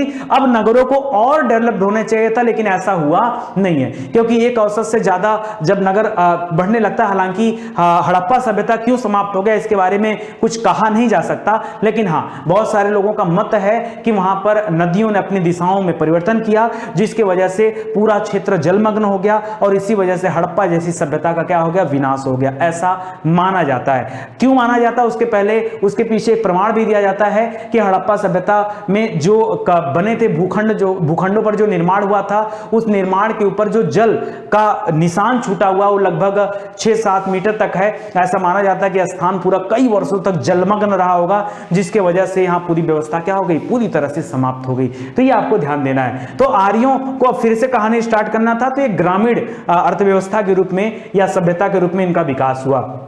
आर्यों की भाषा कैसी थी दोस्तों, तो इनकी भाषा संस्कृत थी। इनके पहले जो था हड़प्पा सभ्यता, वो बृष्टोस्फोटन लिपि थी, वहां पर भाव चित्रात्मक, अभी तक उसको पढ़ा नहीं जा सका है, इसलिए कुछ कहा नहीं जा सकता है, ठीक है। यहां पर ध्यान देंगे आप लोग, आर्यों की भाषा कैसी थी, संस्कृत थी। जो हमारे वेदों की रचना हुई सब संस्कृत में हुई है, लौकिक संस्कृत, जो आज का संस्कृत है इससे थोड़ा हटके था, लौकिक संस्कृत। करा सभा और समिति को राजा की सलाह देने वाली संस्था भी कहा जाता था, ठीक है, इसको भी याद रखेगा। किसको याद रखेगा, सभा और समिति को क्या कहा जाता था, राजा की सलाह देने वाली संस्था कहा जाता था, ठीक है, तो इसको याद रखेगा। बताइए इसको किसकी पुत्री कहा जाता है, जल्दी से सोच समझ के बताइए, सभा और समिति को किसकी पुत्री माना जाता है। करा युद्ध में कबीले का नेतृत्व कौन करता था, राजा करता था। जब युद्ध होता था, जब लड़ाइयां होती थी, तो कबीले का नेतृत्व कौन करता था, भाई मैंने कहा ना पूरा एक कबीला होता था, ठीक है। इस समय वैदिक काल जो चल रहा था, इस समय कबीला होता था, और यहां पर एक बड़ा युद्ध फेमस है, दशराग युद्ध। दशराग युद्ध दोस्तों 10 राजाओं के मध्य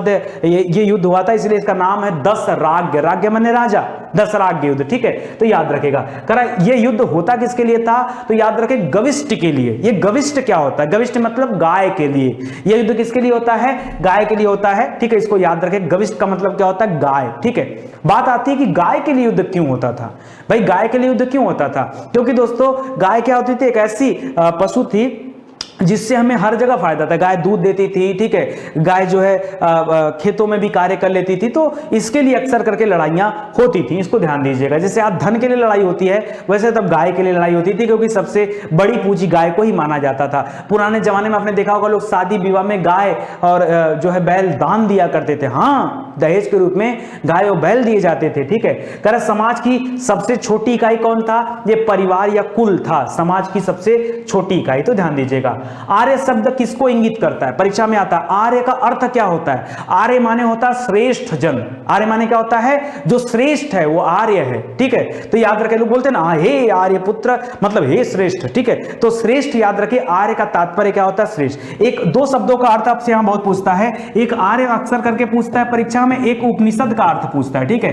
कि उपनिषद माने क्या होता है, उपनिषद मीन्स होता है दोस्तों गुरु के समीप बैठ करके ज्ञान को अर्जित करना। किसके समीप, याद रखिए गुरु के समीप बैठ करके, ठीक है, गुरु के समीप बैठकर ज्ञान अर्जित करना, इसको उपनिषद कहा जाता है, ठीक है। तो इसको भी आप ध्यान दीजिएगा। आगे देखिए क्या दे रहा है, करत्रयी नाम किसके लिए दिया गया। दोस्तों वेदों की संख्या वैसे 4 है, कितने वेद हैं, 4। ऋग्वेद है, सामवेद है, यजुर्वेद है, अथर्ववेद है, लेकिन इसमें से अथर्ववेद को वेद नहीं कहा जाता है। बात आती क्यों नहीं कहा जाता है, क्यों, क्योंकि इसमें जादू टोना की बात की गई है, ये सबसे अंतिम वेद है, इसको अंतिम में जोड़ा गया। 3 वेद को ही वेद माना जाता है, इसलिए वेद को वेदत्रयी कहा जाता है।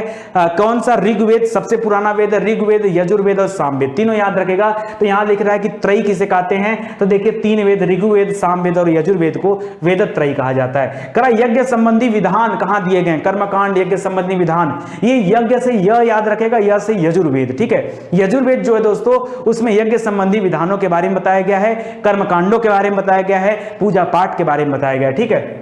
चार वेदों में से किसमें जादुई माया है, जादुई माया जो है मन को वशीकरण करने वाले मंत्र, ठीक है, ये सब कहां, जादू टोना ये सब कहां पे है, ये सब अथर्व वेद में है। और अथर्व का अर्थ क्या होता है, ये अगर परीक्षा में पूछते तो बताइए, अथर्व माने ही होता है जादू टोना।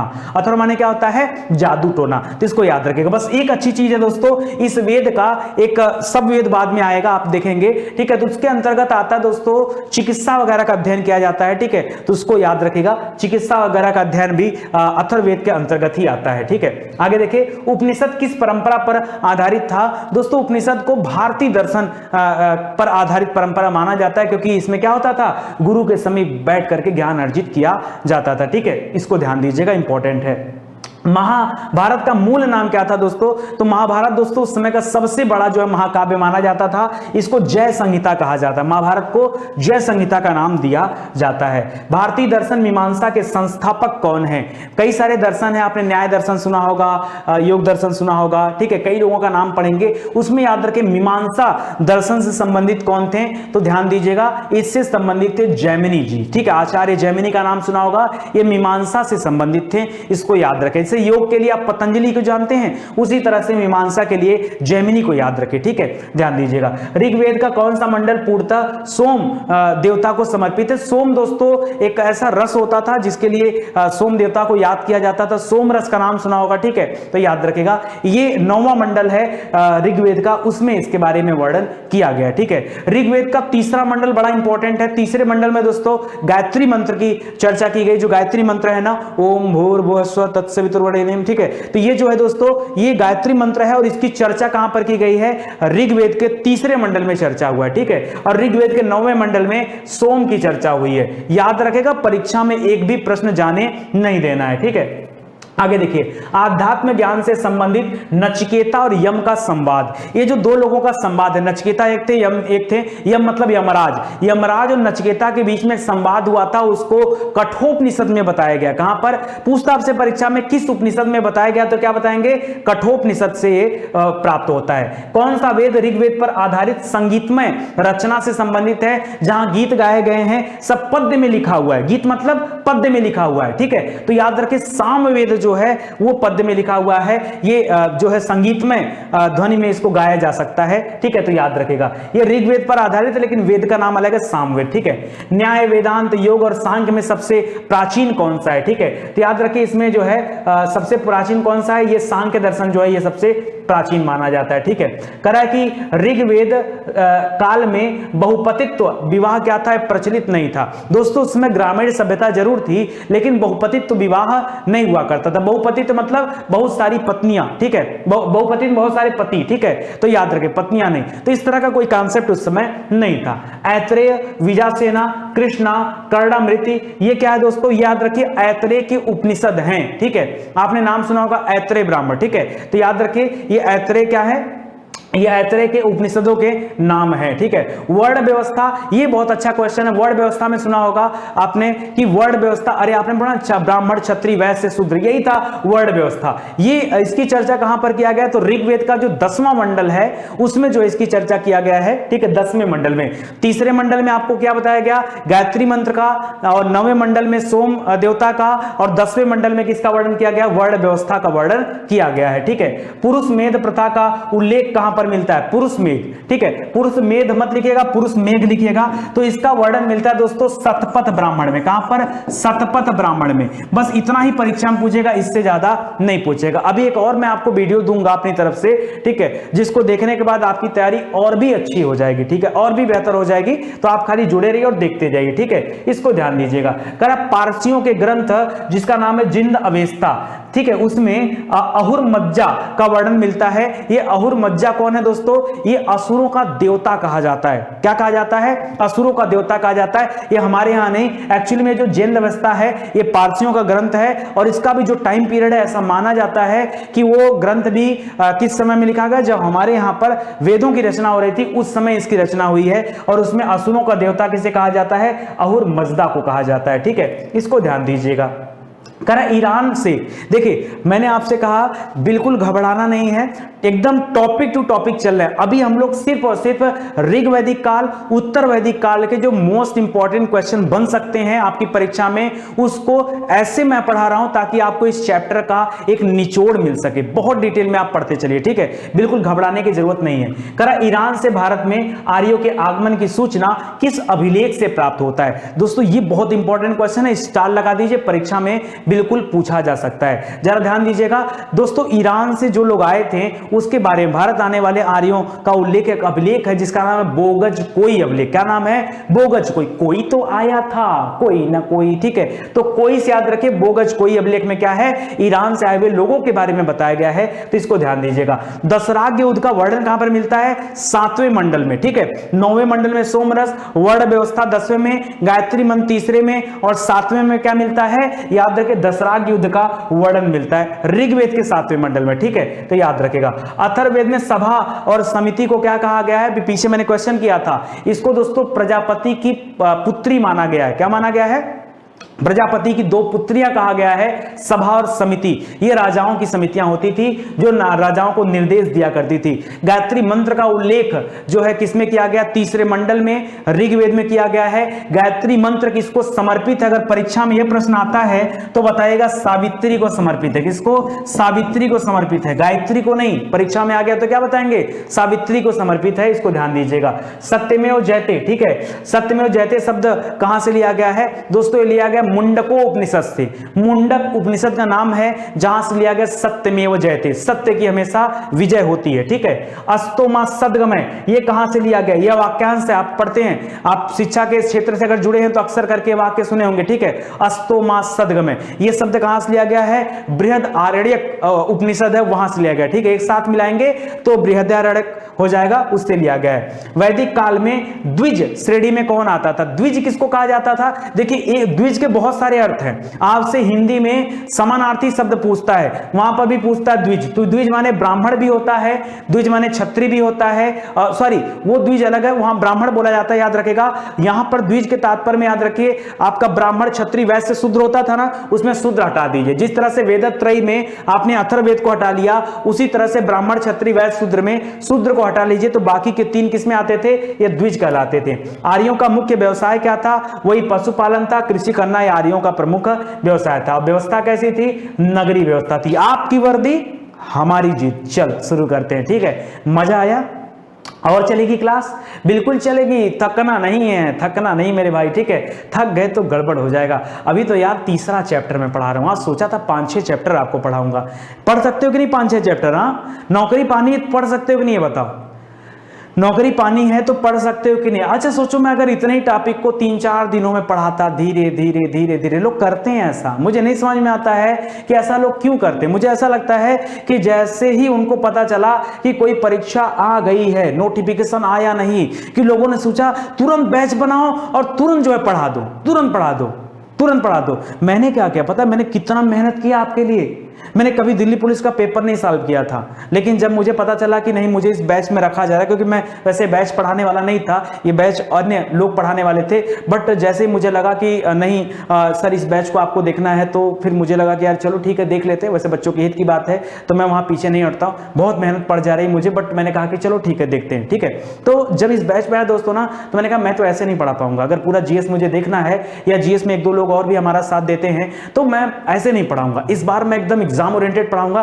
पहले मैं देखूंगा कि आपकी परीक्षा में प्रश्न जो आते हैं आते कैसे। ऐसा नहीं है मैं पता चला मुझे हिस्ट्री बड़ी बढ़िया आती है, बहुत बढ़िया आती है, खूब मन लगा के रच रच के हिस्ट्री पढ़ाया। इकोनॉमिक्स कौन पढ़ाएगा? चाचा के पढ़ाएंगे? हाँ, अरे थोड़ा हंसी मजाक कर लो, थोड़ा मेंटेन हो जाए, रिफ्रेश होने दो यार, घबराओ मत, ठीक है। तो कौन पढ़ाएगा? तो मैंने कहा नहीं ऐसे नहीं चलेगा, जो सब्जेक्ट आता है ऐसा नहीं, मुझे क्या करना है, मुझे पहले पेपर सॉल्व करो। तो मैंने क्या किया, कम से कम जो 10 अभी सेट हुए थे लाइन से, ठीक है, एक दिन में 2-2 3-3 सेट में पेपर होते थे। मैंने पेपर लिया 2017 में जो पेपर हुआ था, उसके पहले के जो पेपर थे सब लेकर के सॉल्व किया, ठीक है। सॉल्व किया और कॉपी लेकर लिखता था। लोग बोलते थे सर क्या कर रहे हो आप, ठीक है। मैंने कहा यार कुछ नहीं करना हूं। कितना मुझे इतना पेपर सॉल्व करने में कितना दिन लगा? 4 दिन लगा। 4 दिन में आज तक आपके एग्जाम में जितने पेपर आए हैं सब सॉल्व कर डाला मैंने, सब सॉल्व 4 दिन के अंदर। वो भी दिन भर नहीं, केवल 3-3 4-4 यार 50 क्वेश्चन आता है, 50 क्वेश्चन जान लो 10-15 मिनट लगता था मुझे, 10-12 मिनट के अंदर एक पेपर में सॉल्व कर देता था, ठीक है।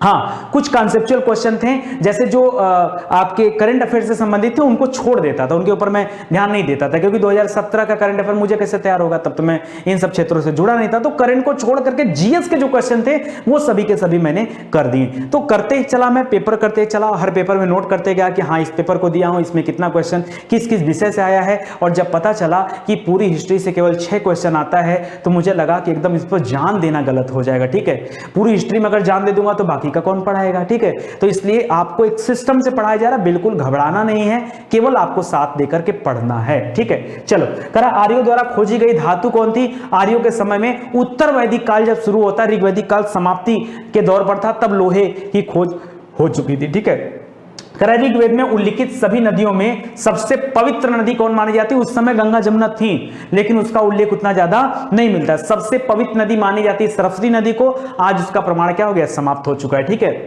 कई बार माना जाता है कि सरस्वती नदी आती है इलाहाबाद में, उसका प्रमाण है गंगा जमुना सरस्वती का संगम है, बट ऐसा भी कभी है नहीं। ठीक है, देखा नहीं गया, तो इसको ध्यान दीजिएगा। ठीक है, उत्तर वैदिक काल में इंद्र के स्थान पर, अच्छा पहले क्या थे, इंद्र को सबसे महान देवता माना जाता था, लेकिन बाद में उत्तर वैदिक काल में इंद्र के स्थान पर प्रजापति को सर्वाधिक प्रिय देवता मान लिया गया, सबसे प्रिय देवता हो गए। इसके पहले ऋग्वैदिक काल में कौन थे? इंद्र थे। उत्तर वैदिक काल में कौन हो गया? उनका स्थान प्रजापति जी ने ले लिया। प्रजापति की 2 पुत्रियां सभा और समितियां, उसको याद रखेगा, इंपॉर्टेंट है, अथर्ववेद में बताया गया। उत्तर वैदिक काल में निष्क और शतमान ये क्या होते थे? करेंसी उस समय थी, जैसे इसके पहले करेंसी मुहर हुआ करते थे, यहां पर करेंसी निष्क और शतमान ये जो थी उस समय की मुद्रा की इकाइयां थी।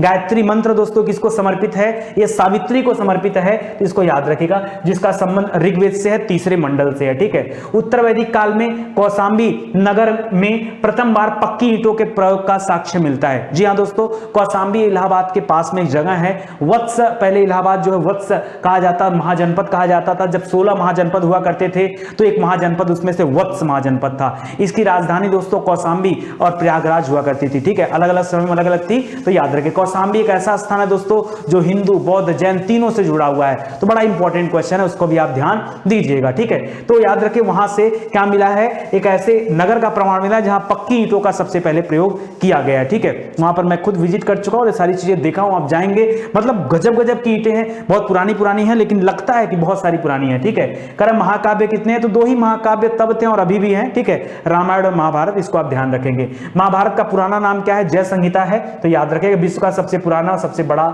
महाकाव्य है। ठीक है, गोत्र नामक संस्था का जन्म कहां पर हुआ, कब हुआ?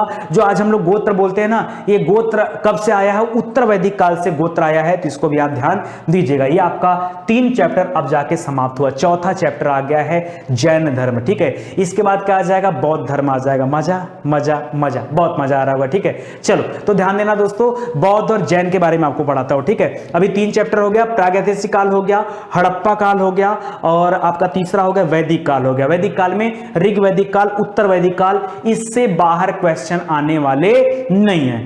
एक बार वीडियो देखना और टाइम मिलेगा तो दोबारा फिर से देखना। ठीक है, एकदम मन से देखो वीडियो, बिल्कुल दिक्कत मत करो। वर्दी अब आपको लग रहा होगा सर पहले ही दिन में इतना पढ़ा दिए, वर्दी लगता है जबरदस्ती पहना दोगे। हाँ, नहीं पहनना चाहेंगे तो भी पहना दोगे, आप पहना ही देंगे। ठीक है, पहली बार आया ना तो पहना ही देंगे। अब तो हर एग्जाम क्वालिफाई कराएंगे, हर एग्जाम की सीरीज चलेगी यहाँ पे, और किसी भी एग्जाम को लेकर के आपको टेंशन लेने की जरूरत नहीं है। ठीक है, चल आप देखते हैं दोस्तों, जैन धर्म के संस्थापक कौन थे? अगर संस्थापक की बात आती है तो नाम है ऋषभ देव जी। क्या नाम है? ऋषभ देव जी। बनारस उनका जन्म स्थान है, और प्रथम तीर्थंकर भी कौन है? यही। ठीक है, कुल मिलाकर 24 तीर्थंकर हुए हैं। 24वें तीर्थंकर आपके महावीर स्वामी जी हैं। पहले तीर्थंकर कौन थे? ऋषभ देव जी थे। ठीक है, जैन धर्म के 23वें तीर्थंकर कौन है? तो पार्श्वनाथ है। कौन है?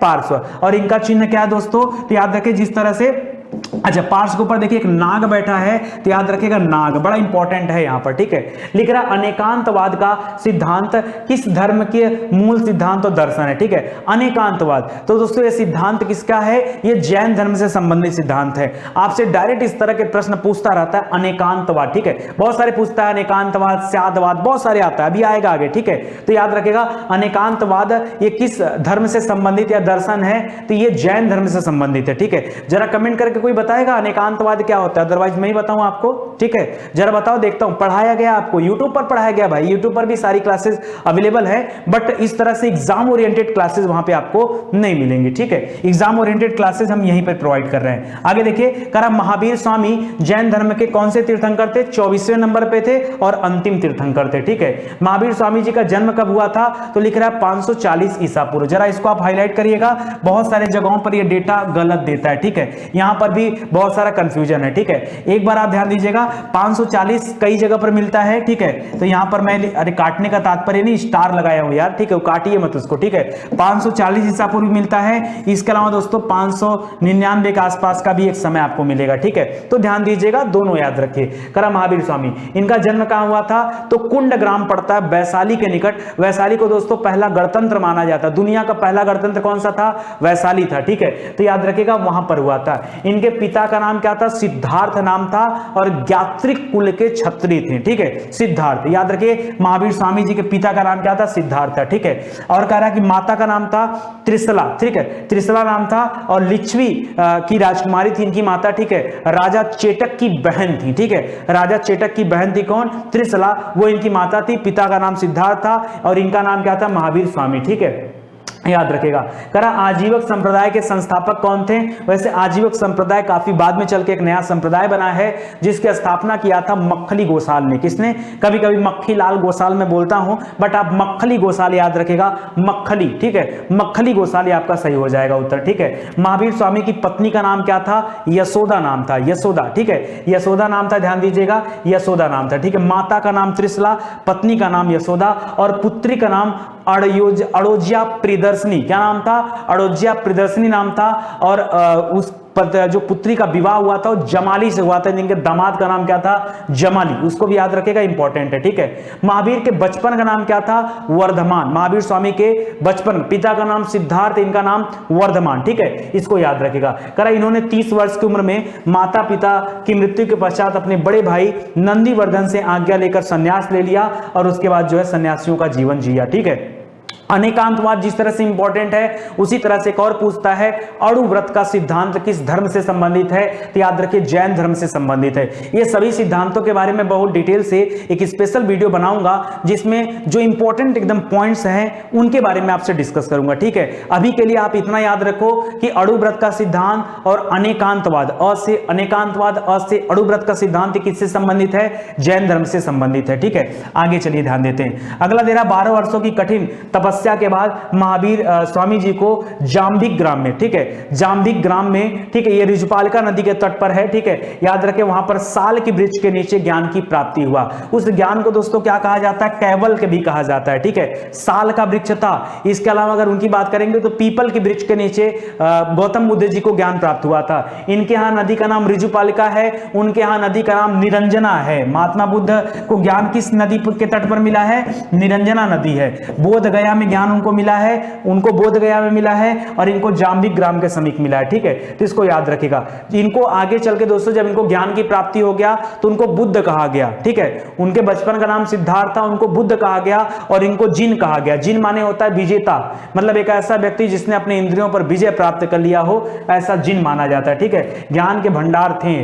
कारण महावीर स्वामी ने अपना उपदेश किस भाषा में दिया है? तो इन्होंने अपना उपदेश दोस्तों प्राकृत भाषा में दिया है। देखिए, 2 प्रश्न यहां भी बनते हैं परीक्षा में। एक तो महावीर स्वामी का पूछता है, दूसरा महात्मा बुद्ध जी का पूछता है। बुद्ध जी का पूछे तो बताएगा पाली भाषा में, ठीक है? याद रखेगा। सबसे पहले अगर हम बात कर रहे हैं हड़प्पा वाली भाषा के बारे में तो कुछ पता नहीं चल पाया है। वैदिक काल में क्या चल रहा था? संस्कृत चल रहा था, आपको पता होगा, ठीक है? संस्कृत के बाद जो भाषा आई है वो पाली भाषा आई है। कौन सी आई है? पाली। पाली के बाद जो भाषा आई है कौन सी आई है? प्राकृत भाषा आई है। उसके बाद कौन सी भाषा आई है? अपभ्रंश आई है। उसके बाद कौन सी आई है? तब जाकर के हिंदी भाषा आई है, ठीक है? इसको आप लोग याद रखेगा। तो अभी हम लोग उत्तर वैदिक काल, ऋग वैदिक काल पढ़े, वहां पे संस्कृत याद रखेगा। और अब अगर बुद्ध जी की बात करेंगे तो क्या बताएंगे? पाली। इन्होंने अपना उपदेश भी पाली भाषा में दिया है और जितने भी बौद्ध ग्रंथ हैं जो उस समय में लिखे गए वो सब पाली भाषा में लिखे गए। प्राकृत की बात करेंगे तो याद रखें, महावीर स्वामी ने अपने उपदेश प्राकृत भाषा में दिए हैं और इनके उपदेशों का संकलन भी प्राकृत भाषा में ही किया गया है, ठीक है? इसको याद रखेगा। प्राकृत को अर्धमागधी भी लोग बोलते हैं, उसको भी ध्यान दीजिएगा। यापनीय, ये किस संप्रदाय से संबंधित है? अनेकांतवाद, अणुव्रत का सिद्धांत और यापनी, ये तीनों कहां से जुड़े हुए हैं? जैन धर्म से संबंधित है, ठीक है, यापनी संप्रदाय। करा स्थूलभद्र के सिद्ध, सुनिए दो व्यक्तियों का नाम आपके सामने आएगा, एक नाम आएगा स्थूलभद्र, ठीक है, क्या नाम आएगा? स्थूलभद्र, और एक व्यक्ति का नाम आएगा भद्रबाहु, क्या नाम है? भद्रबाहु, ये दो नाम आएंगे। चलो कहानी बता देता हूं दोस्तों। एक बार क्या हुआ था? अकाल पड़ा था।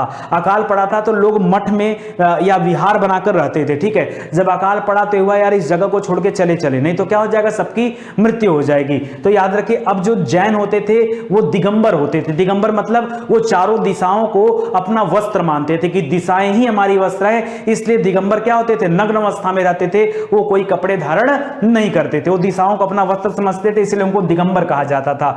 लेकिन जब लोगों ने डिसाइड किया कि नहीं हमें विहार छोड़कर बाहर जाना है, तो लोगों ने बाहर जाने के लिए एक परंपरा बनी कि बाहर जाना है तो ऐसे नग्न अवस्था में बाहर जाना सही नहीं है, क्योंकि जो सन्यासी होते थे वो एक अलग ही तरीके से रहते थे, एक अलग विहार बना के रहते थे, तो मानव जनजीवन से उनका दूर दूर का कोई नाता रिश्ता नहीं था। लेकिन यहां पर जब बाहर जाना हो गया तो स्थूलभद्र ने अपने अनुयायियों से कहा कि आप सफेद वस्त्र धारण कर सकते हैं, श्वेत वस्त्र। तो याद रखेंगे, इनके जो अनुयायी थे उन्हें आगे चल के श्वेतांबर कहा गया। क्या कहा गया? श्वेतांबर, क्योंकि इन्होंने श्वेत वस्त्र धारण किया।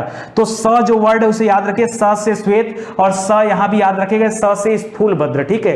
तो याद रखिए स्थूलभद्र के अनुयायियों ने श्वेत वस्त्र धारण किया, जबकि भद्रबाहु के अनुयायियों ने क्या किया? इन्होंने कोई वस्त्र धारण नहीं किया, ठीक है। ये नग्न अवस्था में तब थे, इसलिए इनको दिगंबर कहा गया, ठीक है, दिगंबर। तो याद रखिएगा, ये इंपॉर्टेंट है, यही पीछे दे रहा है।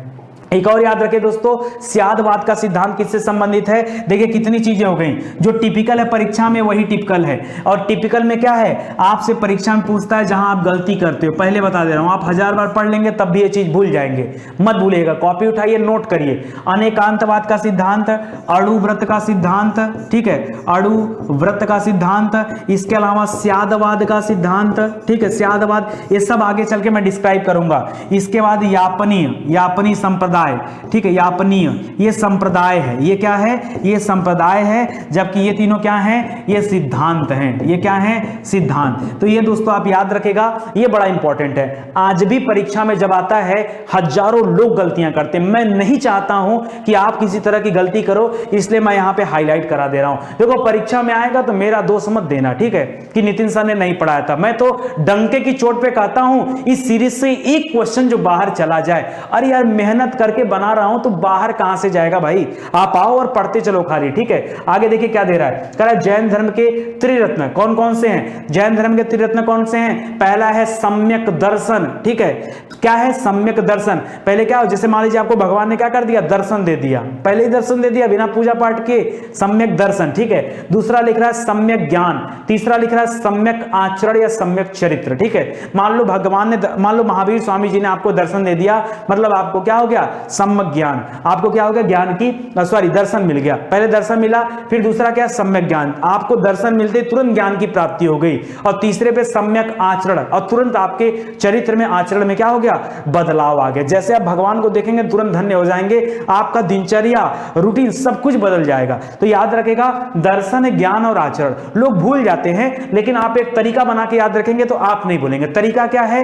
मान लो महावीर स्वामी जी ने आपको दर्शन दे दिया, अगर सच में भगवान दर्शन दे दे तो क्या होगा? अगर दर्शन दे दे तो ज्ञान की प्राप्ति हो जाएगी। क्या सत्य हो? ज्ञान हो जाएगा, और लोगों के आचरण व्यवहार में परिवर्तन आ जाएगा। तो याद रखेगा, सम्यक दर्शन, सम्यक ज्ञान, सम्यक आचरण, लोग यही भूल जाते हैं, ठीक है, आप याद रखेगा। कह रहा जैन धर्म में ईश्वर की मान्यता है क्या? नहीं, जैन धर्म ईश्वर को नहीं मानता है। जैन धर्म ईश्वर को, जैन हो चाहे बौद्ध धर्म हो, दोनों में ही ईश्वर को नहीं माना जाता है। अनेकांतवाद सिद्धांत में इसी चीज को बताया गया है, ठीक है। 16 महाजनपदों का उल्लेख कहां पर मिलता है? 16 महाजनपदों का उल्लेख 2 जगहों पर मिलता है। कौन कौन सा? एक जैन धर्म की किताब है, एक बौद्ध धर्म की किताब है। बौद्ध धर्म की किताब का नाम क्या है? अंगुत्तर निकाय है। जैन धर्म की किताब का नाम क्या है? जल्दी से बताइए, जैन धर्म की किताब का नाम क्या है? भगवती सूत्र। पीछे मत देखिए, किया, ऐसा मत सोचिए सब दिमाग में लोडेड है भैया, हर सब्जेक्ट यही लोड है। मैं ही पढ़ाऊंगा आपको, मैक्सिमम सब्जेक्ट में आपको जीएस में मैं ही कवर कराने वाला हूं, ठीक है। तो इत्मीनान से पढ़ते चलिए। लिख रहा है 16 महाजनपदों का उल्लेख कहां पर मिलता है? अगर जैन धर्म से संबंधित है तो भगवती सूत्र मिलता है, भगवती सूत्र राइट आंसर हो जाएगा। अगर बौद्ध धर्म से संबंधित है तो नोट करो, जल्दी नोट करो। यहां पर क्या हो जाएगा? अंगुत्तर निकाय। क्या हो जाएगा? अंगुत्तर निकाय, जहां पर 16 महाजनपदों का उल्लेख मिलता है। उन 16 महाजनपदों में सबसे शक्तिशाली कौन था? मगध था। कौन था? मगध था। तो इसके बारे में भी पढ़ा जाएगा। जैन धर्म में आत्मा की मान्यता है क्या? हाँ है।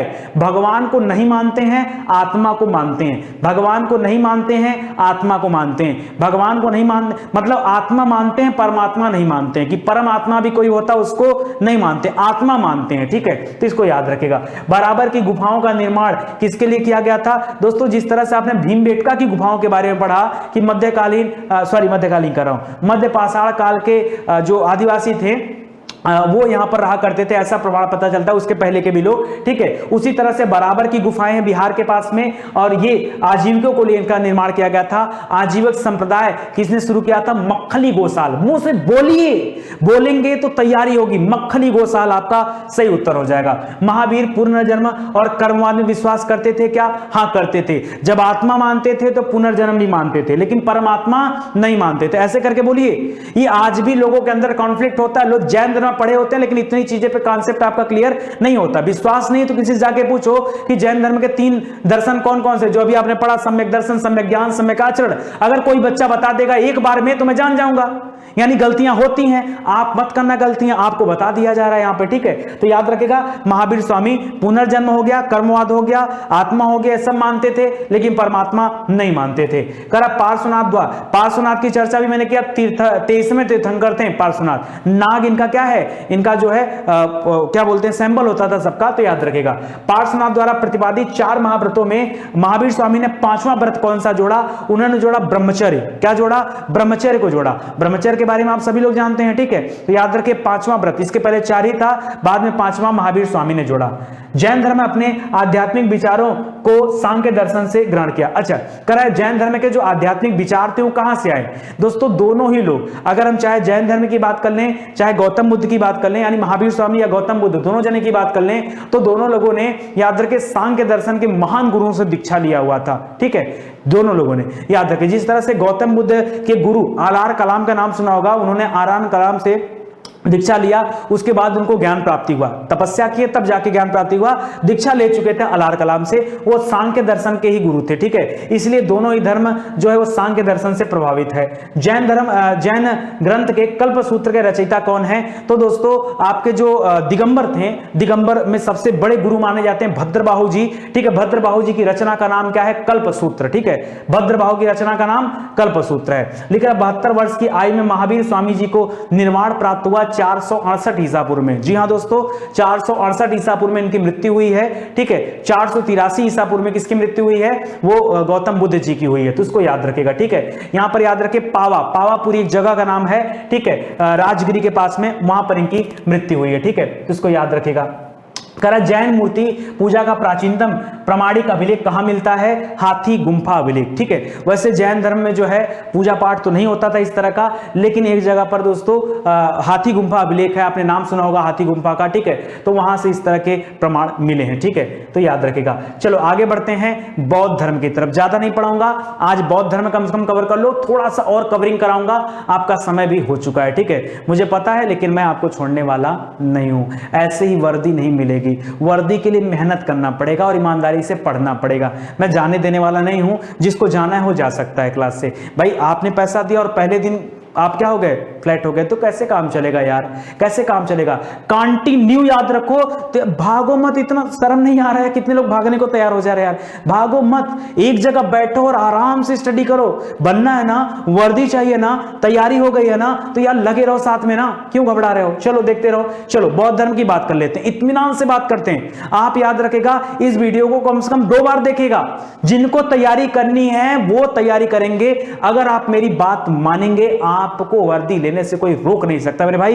एक बार वीडियो देख लिया ना, एक बार और देखना, कंठस्थ हो जाएगा। अभी मत देखो, 2-4 10 दिन 20 दिन बाद एक बार फिर से रिवीजन कर लेना, मजा आ जाएगा। ठीक है, चलो। कह रहा बौद्ध धर्म के संस्थापक कौन थे? गौतम बुद्ध जी थे, आम बच्चे को भी पता है। कह रहा बुद्ध किसके राज्यकाल में कौशाम्बी आए थे? सिंपल सी चीजें पूछ रहा दोस्तों, तो उदयन का शासन था, राजा उदयन का नाम सुना होगा। ठीक है, उसी ने पाटलिपुत्र की स्थापना भी कराया। ठीक है, तो याद रखें उसके शासनकाल में कहां आए थे? कौशाम्बी आए थे। लेकिन वो उदयन अलग था, ये उदयन अलग है। देख रहा था किसको किसको याद है, वो उदयन था, ये उदयन है। उदयन और उदयन में अंतर है। ये उदयन कहां का? ये कौशाम्बी का है। कौशाम्बी वो जगह जहां बौद्ध, जैन और हिंदू तीनों के धर्मस्थल मिलते हैं। कौशाम्बी पुराने समय में इलाहाबाद की राजधानी हुआ करती थी। वत्स की राजधानी कहां थी?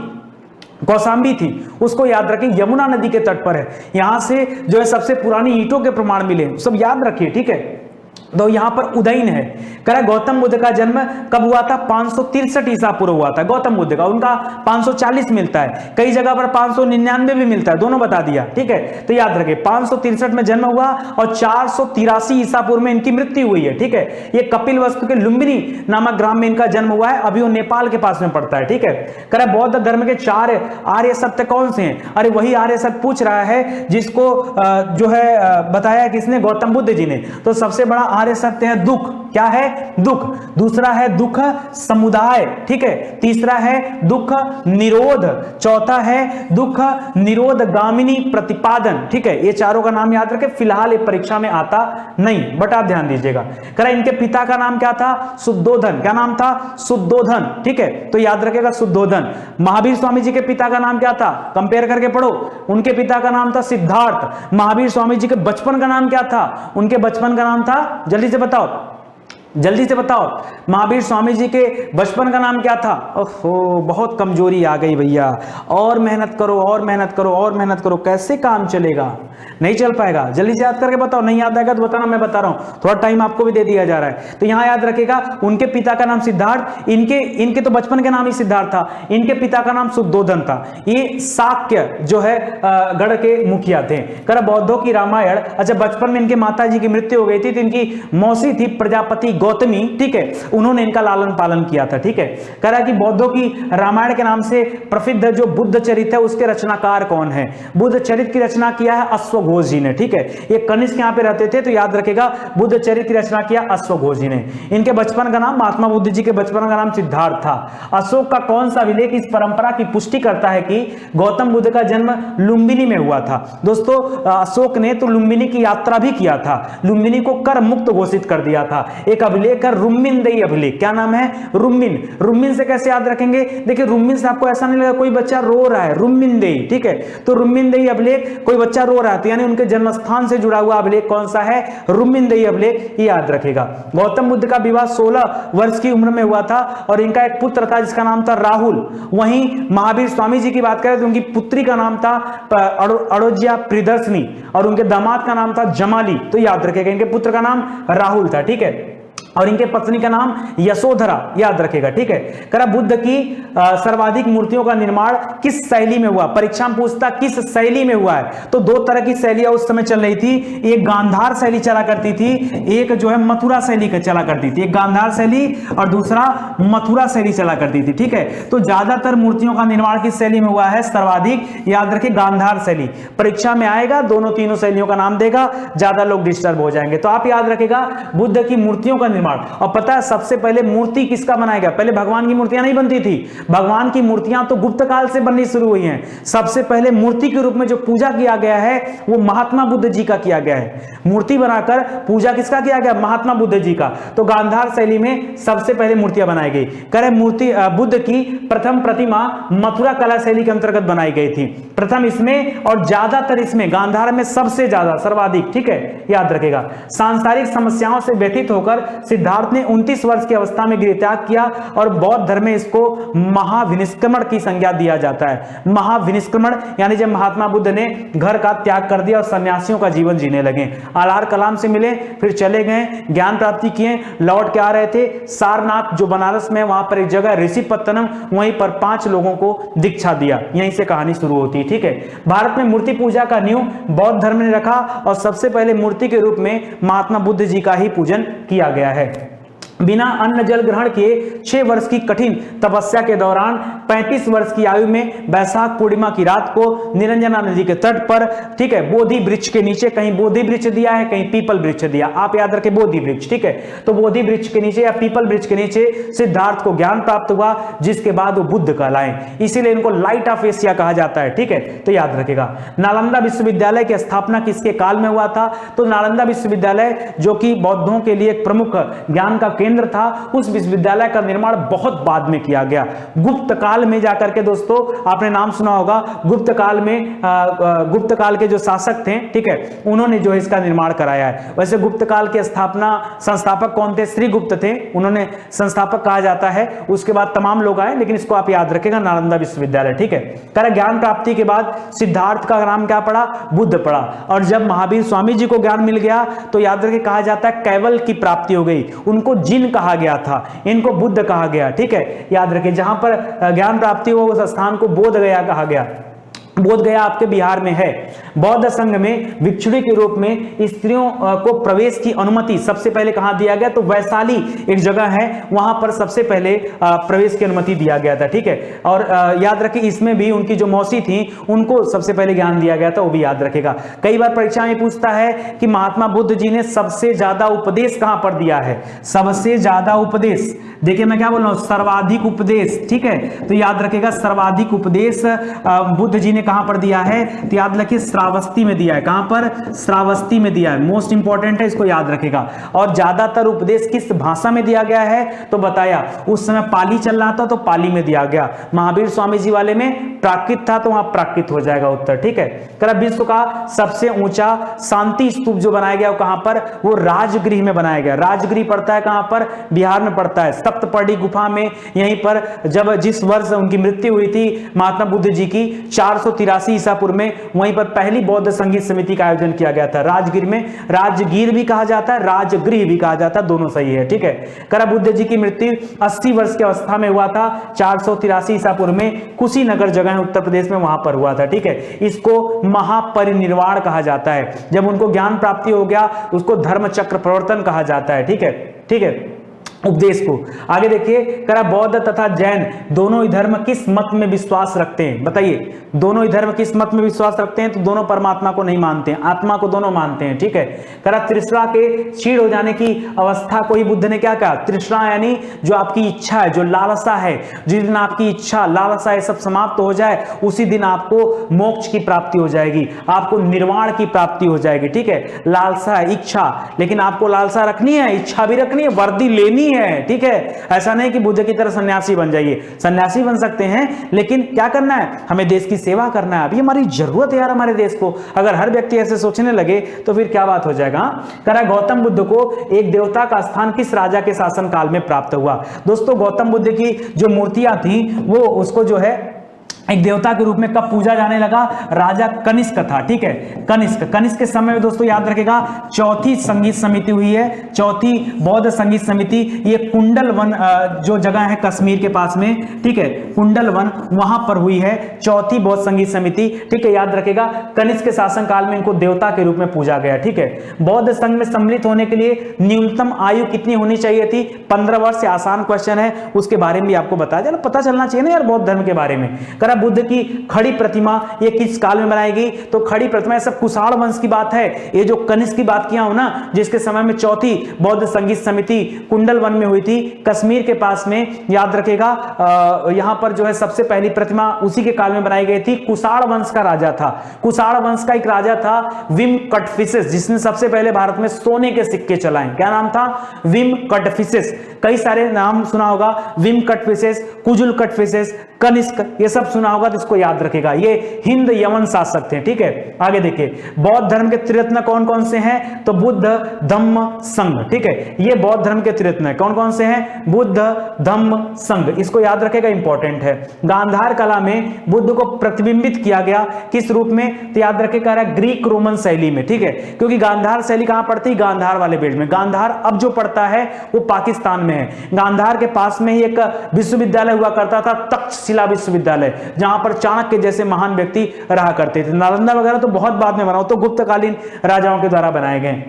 करा चौथी बौद्ध संगीत समिति जब हुआ कश्मीर में कुंडल वन में कनिष्क के शासनकाल में, उसी समय ये जो बौद्ध धर्म था ये दो भागों में बट गया। कौन कौन सा, याद रखिए, हीनयान महायान, दो भागों में बट गया, हीनयान और महायान भागों में। लिख रहा है प्रत्यय समुत्पाद, इसका अर्थ क्या है दोस्तों, तो याद रखिए संसार की सभी वस्तुएं किसी न किसी कारण से उत्पन्न हुई है, वे इस प्रकार इस पर क्या है, निर्भर है, यानी हर चीज एक दूसरे पे क्या है, डिपेंड है। एकदम सही है, ठीक है। तो इसे क्या कहा जाता है, प्रत्यय समुत्पाद कहा जाता है। बौद्ध दर्शन के अनुसार कारण एवं कार्य के सिद्धांत जो है किस प्रकार के हैं, तो वही कह रहा है कि हर एक्शन का एक रिएक्शन होता है ना, बस वही वाला काम है यहां पर, तो याद रखिएगा प्रत्यय समुत्पाद, ठीक है। आगे देखिए, बौद्ध धर्म की महायान शाखा औपचारिक रूप से कनिष्क के शासन काल में अरे बताया तो कि कनिष्क के शासन काल में चौथी संगीत समिति जब हो रही थी, उस समय बौद्ध धर्म दो भागों में बट गया, किसमें, हीनयान और महायान में, ठीक है। करा बुद्ध ने निर्माण प्राप्ति को सरल बनाने के लिए निम्न 10 सीलों पर बल दिया। वो 10 सील कौन कौन से बताएं, देखिए 10 उन्होंने रूप दिया है कि अगर 10 चीज का आप पालन कर लीजिए तो आपसे बेहतरीन व्यक्ति इस पूरी धरती पर कोई नहीं हो सकता। आपको निर्वाण की प्राप्ति हो जाएगी, आपको मोक्ष मिल जाएगा। पहला है अहिंसा, जिसकी चर्चा महात्मा गांधी जी करते करते क्या हो गए, चल बसे। कैसे, शुरुआत में तो महात्मा गांधी जी ने खूब अहिंसा का पालन किया, लेकिन 1942 आते आते उन्हें पता चल गया कि भारत में अहिंसा से काम चलने वाला नहीं है। फिर उन्होंने कहा डू और डाई, करो या मरो, ठीक है। तो याद रखेगा वो अहिंसा, अब कर सकते हैं अहिंसा, कोई दिक्कत नहीं। दूसरा है सत्य, हमेशा जीवन में सत्य बोलो। अहिंसा का मतलब होता है किसी पर हिंसा मत करो, ठीक है, सभी के साथ समान व्यवहार करो, सत्य। तीसरा है अस्ते, अस्ते माने होता है चोरी न करना, अस्ते माने चोरी न करना, किसी के सामान को चुराओ मत, लालसा मत करो, ठीक है। अपरिग्रह, अपरिग्रह माने होता है दोस्तों किसी भी प्रकार के धन का संग्रह न करना, संग्रह मत करना, यानी जितना आपको, देखिए एक होता है मन में ना, जैसे मेरी इच्छा कर रहा, मेरी जो इच्छा है मैं कभी धन का संग्रह नहीं करता हूं। मैंने कई बार आपसे पढ़ाने के दौरान कहा है, मुझे एकदम लालसा नहीं कि मेरे पास करोड़ों रुपए आ जाए। यार करेगा क्या आदमी, आप बता दो, क्या करोड़ों रुपए आ जाएंगे तो यहां से चला जाऊंगा? मुझे खुशी किस चीज में मिलती, मुझे खुशी पैसे में नहीं मिलती, मुझे खुशी पढ़ाने में मिलती है। मेरा पैशन है पढ़ाना, मेरा शौक है पढ़ाना, मेरा पैशन है मैं नए नए विषयों को शुरुआत करूं, बच्चों के साथ इंटरेक्ट हूं, मेरा मन ही इसी चीज में लगता है। तो मैं पैसे लेके क्या करूंगा, खर्चा करने का समय नहीं मिलेगा। और वैसे भी ज्यादा पैसे मतलब आदमी का क्या हो गया, पतन शुरू हो गया, क्योंकि आप नहीं पतन होगा तो आपके नीचे वाली जो जनरेशन है वो क्या करेगी, पैसे उड़ाएगी, वो पैसे को महत्व तो देगी नहीं। तो जब होना पतन ही है तो ऐसा काम ही क्यों करना, इससे अच्छा है कि देश के लिए कुछ अच्छा कार्य कर लिया जाए। तो याद रखिएगा अपरिग्रह यानी जरूरत से ज्यादा धन का संग्रह करो। ऐसा नहीं कि अब महात्मा बुद्ध जी ने कहा तो एक भी रुपया घर में नहीं रखेंगे, पता चला माता जी की तबीयत खराब हो गई, माता जी चल बसी, नहीं, ऐसा नहीं करना है। जरूरत का धन संग्रह करो, जरूरत से ज्यादा धन का संग्रह मत करो। इतना मत जुटा लो कि ब्लैक में जो है पैसे को आपको खपाना पड़े, नहीं करा। मद्य सेवन न करना, ठीक है। तो कई लोगों का मन तो नहीं मानता होगा, पार्टी वार्टी करते होंगे, बट नहीं करना चाहिए, ठीक है। असमय भोजन न करना, यह भी है, मोक्ष की प्राप्ति करने के लिए जरूरी है। असमय भोजन न करना, ये हमारे साथ बहुत होता है, ठीक है। समय पढ़ाने में चक्कर में हर चीज कुछ गड़बड़ हो जाता है, ठीक है। आगे देखिए, सुखपद बिस्तर पर न सोना। आहा, इतना मतलब सुखी वाला जीवन आपको बिताना ही नहीं है। जमीन, मैं तो अभी भी जो है जमीन पे ही बिस्तर लगा लेता हूं, है बेड वगैरह है, बट मन नहीं करता। मतलब जान लो कि हफ्ते में 3-4 दिन ऐसे ही जहां पढ़ाता हूं ये बिछा के सो जाता हूं, यार क्या करना है, सब सही है, ठीक है, मजा आता है इसी में। तो याद रखें, सुखप्रद बिस्तर पर नहीं सोना। धन संचय न करना, स्त्रियों से दूर रहना, पॉसिबल है सही में, बताओ, स्त्रियों से दूर रहना, नृत्य गान आदि से दूर रहना, ठीक है। नाचना गाना मूवी भी सभी सबसे दूर रहो, तब जाके निर्वाण की प्राप्ति होगी। आप कहोगे सर नहीं चाहिए निर्वाण, बिना निर्वाण के ही जीवन काट लेंगे। गृहस्थ के लिए केवल प्रथम 5 सील बताया गया और बाकी के जो 10 सील बताए गए 5 वो भिक्षुओं के लिए बताया गया, कि जो भिक्षु बनना चाहता है, भिक्षु मतलब भिखारी नहीं, भिक्षु का तात्पर्य भिखारी से नहीं है। भिक्षु मतलब ऐसे व्यक्ति जो बौद्ध धर्म के अनुयायी थे, फॉलोअर थे, उनके लिए 10 सील मानना जरूरी था। व्यक्तियों के लिए 5 सील मानना जरूरी था। आपके लिए बस खाली वही था, अहिंसा का पालन करो, सत्य बोलो, ठीक है। उसके बाद जो है अस्ते, अपरिग्रह, ये सब था आपके लिए, बाद वाली चीजें नहीं है, ठीक है। आगे देखते बढ़ते हैं दोस्तों, और शैव और भागवत धर्म के बारे में भी थोड़ी सी चर्चा कर ही लेते हैं, ठीक है। इसके बाद आपको नहीं पढ़ाऊंगा, टेंशन मत लेना, अगली क्लास में पढ़ा दूंगा, क्योंकि मुझे पता है अगर ओवर होगा तो आप परेशान हो जाओगे। ओवर नहीं करना है, ठीक है। नैनार कौन थे दोस्तों? देखिए 2 लोगों का नाम सुनेंगे आप लोग, एक नैनार का नाम सुनेंगे और एक और नाम है विष्णु भगवान के उपासक को क्या बोलते थे? वैष्णव, ठीक है। तो याद रखेगा जो नैनार होते थे शैव उपासक होते थे, शिव की उपासना करते थे। मत्त मयूर से क्या तात्पर्य दोस्तों, तो लिख रहा है प्राचीन भारत में जो शैव संप्रदाय था उसको उससे इसका संबंध है मत्त मयूर, इसको याद रखेगा, इंपॉर्टेंट है। त्रिमूर्ति तथा अर्धनारीश्वर की पूजा किस काल में हुई थी दोस्तों, भगवान से संबंधित जितनी मूर्तियां बनाई गई, ठीक है, जो कुछ कहानियां बनाई गई, वो सभी कब उसका निर्माण हुआ है, तो गुप्त काल में निर्माण हुआ। भगवान की अगर बात करेगा तो, बुद्ध की बात करेगा तो कुषाण वंश, और भगवान की बात करेगा तो गुप्त काल में, ठीक है। जैन ग्रंथ उत्तराध्ययन सूत्र में वासुदेव भगवान श्री कृष्ण को कहा जाता था, वासुदेव का संबंध किस जैन तीर्थंकर से बताया गया है, तो अरिष्ट नेमि से इनका संबंध बताया गया है, ठीक है। अरिष्ट नेमि, वासुदेव का संबंध किससे बताया गया है, अरिष्ट नेमि से बताया गया है। छांदोग्य उपनिषद में दोस्तों एक और चर्चा मिलता है कि इनके गुरु का नाम क्या था, वैसे इनके दो गुरु मिलते हैं, ठीक है।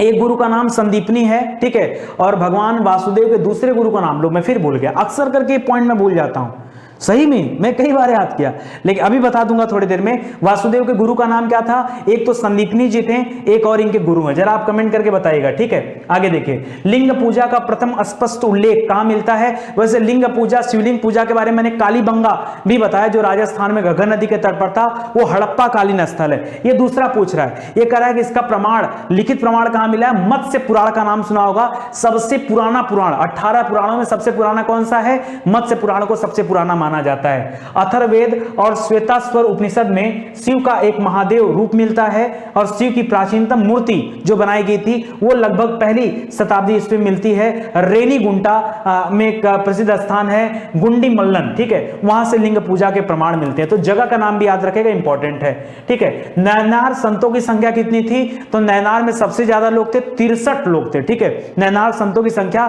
63 थी।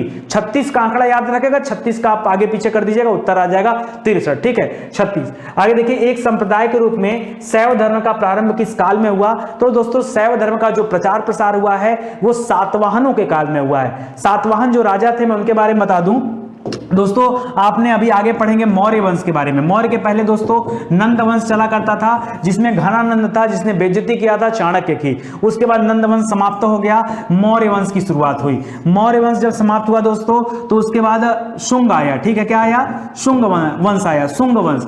शुंग के बाद कौन सा वंश आया, कण्व वंश आया। कण्व के बाद कौन सा वंश आया, सातवाहन वंश आया। कौन सा आया, सातवाहन। सातवाहन के बाद कौन सा वंश आया, ये आ गया कुषाण वंश। कौन सा आ गया, कुषाण वंश, जिसे हिंद यमन भी कहा जाता है, ठीक है। तो ये इनका एक सीरियल क्रम रहा है। इसके बाद कौन आएंगे दोस्तों, तो याद रखेगा फिर गुप्त काल आया है। क्या आया है, गुप्त। गुप्त के बाद गुप्तोत्तर पढ़ते हैं, उसके बाद हर्षवर्धन काल है। इस तरह से आप चीजों को ध्यान दीजिए। तो यहां पर देखेंगे, यहां पर देखिए शुंग, कण और सातवाहन। तो ये सातवाहन बता रहा है, कह रहा है शुंग से लेकर सातवाहनों के काल में, ठीक है, भगवान शिव की जो है एक अलग संप्रदाय के रूप में ये देखने को मिलता है। इसका प्रचार प्रसार खूब हुआ यहां से लेकर के यहां तक में, ठीक है। तो याद रखेगा, इसके भी इंपॉर्टेंट है, ठीक है। पुष्यमित्र शुंग जो था दोस्तों, इसी ने सबसे पहले मौर्य वंश को समाप्त करके गद्दी संभाली और शुंग वंश की स्थापना किया, ठीक है। और बात करें सातवाहनों की, तो गौतमी पुत्र सातकर्णी का नाम सुना होगा। सातवाहन शासक थे, एक से एक राजा हुए में उसमें, ठीक है, तो उसको याद रखेगा, उस समय तक मिलता है। भागवत संप्रदाय के विकास का श्रेय किसको दिया जाता है, तो भागवत संप्रदाय से संबंधित गुप्त शासक हैं, क्योंकि इन्हीं के समय में भगवान विष्णु के अलग अलग अवतारों की चर्चा होती है, ठीक है, तो इसको याद रखेगा। कराए हेलियोडेटस, ठीक है, और तक्षशिला का निवासी। हेलियोडेटस कहां का निवासी था, हेलियोडेटस, ठीक है, ये तक्षशिला का था। उसके बाद बेसनगर अभिलेख से वासुदेव का संबंध मिलता है, ठीक है। बेसनगर अभिलेख का नाम सुना होगा, यहां से भगवान श्री कृष्ण के लिए एक स्तंभ का निर्माण इसने कराया था, तो उसको भी याद रखेगा। कर्म का सिद्धांत किस दर्शन से संबंधित है, तो ये संबंधित है मीमांसा दर्शन से। मीमांसा दर्शन से जैमिनी का नाम सुना होगा, वो भी याद रखेगा, ठीक है, आचार्य जैमिनी का। मेगस्थनीज ने, मेगस्थनीज कौन था दोस्तों, मेगस्थनीज बताइए। मेगस्थनीज दोस्तों ये चंद्रगुप्त मौर्य के समय में आया था, ठीक है। एक लड़ाई हुई थी 305 ईसा पूर्व में, ठीक है, 305 ईसा पूर्व में एक लड़ाई हुई थी, जिसमें सेल्यूकस ने भारत पर हमला किया था। किसने, सेल्यूकस ने। और हार जाने के बाद सेल्यूकस का जो राजदूत था, जिसका ना राजदूत नहीं मतलब उसके साथ आया था पूरी कहानी लिखने के लिए, मेगस्थनीज, ये सब इतिहासकार थे, ठीक है। मेगस्थनीज को चंद्रगुप्त मौर्य को दे दिया, और सेल्यूकस ने अपनी पुत्री हेलेना का विवाह भी किससे करा दिया, चंद्रगुप्त मौर्य के साथ करा दिया। और इसी मेगास्थनीज ने आगे चल के इंडिका की रचना किया है, गाड़ी नहीं, इंडिका किताब की रचना किया है, ठीक है, जिसमें मौर्य वंश के इतिहास के बारे में पता चलता है। तो याद रखे कारा, यही मेगास्थनीज जो है ये कृष्ण को किस नाम से उल्लेख किया हुआ है, तो कृष्ण को हेराक्लीज लिखता है। क्या लिखता है? कृष्ण का नाम। अब एकदम एकदम स्टाइलिश नाम हो गया, भगवान श्री कृष्ण, हे भगवान हेराक्लीज, भगवान श्री कृष्ण भी खुश हो जाएंगे, वाह भाई वाह, कोई भक्त तो है एकदम नए टाइप से बुला रहा है, ठीक है। तो हेराक्लीज याद रखेगा, ठीक है। दक्षिण भारत में वैष्णव मत का विस्तार किसने किया था? तो अलावार संतों ने किया था। नैनार ये कौन थे? ये भगवान शिव के उपासक थे।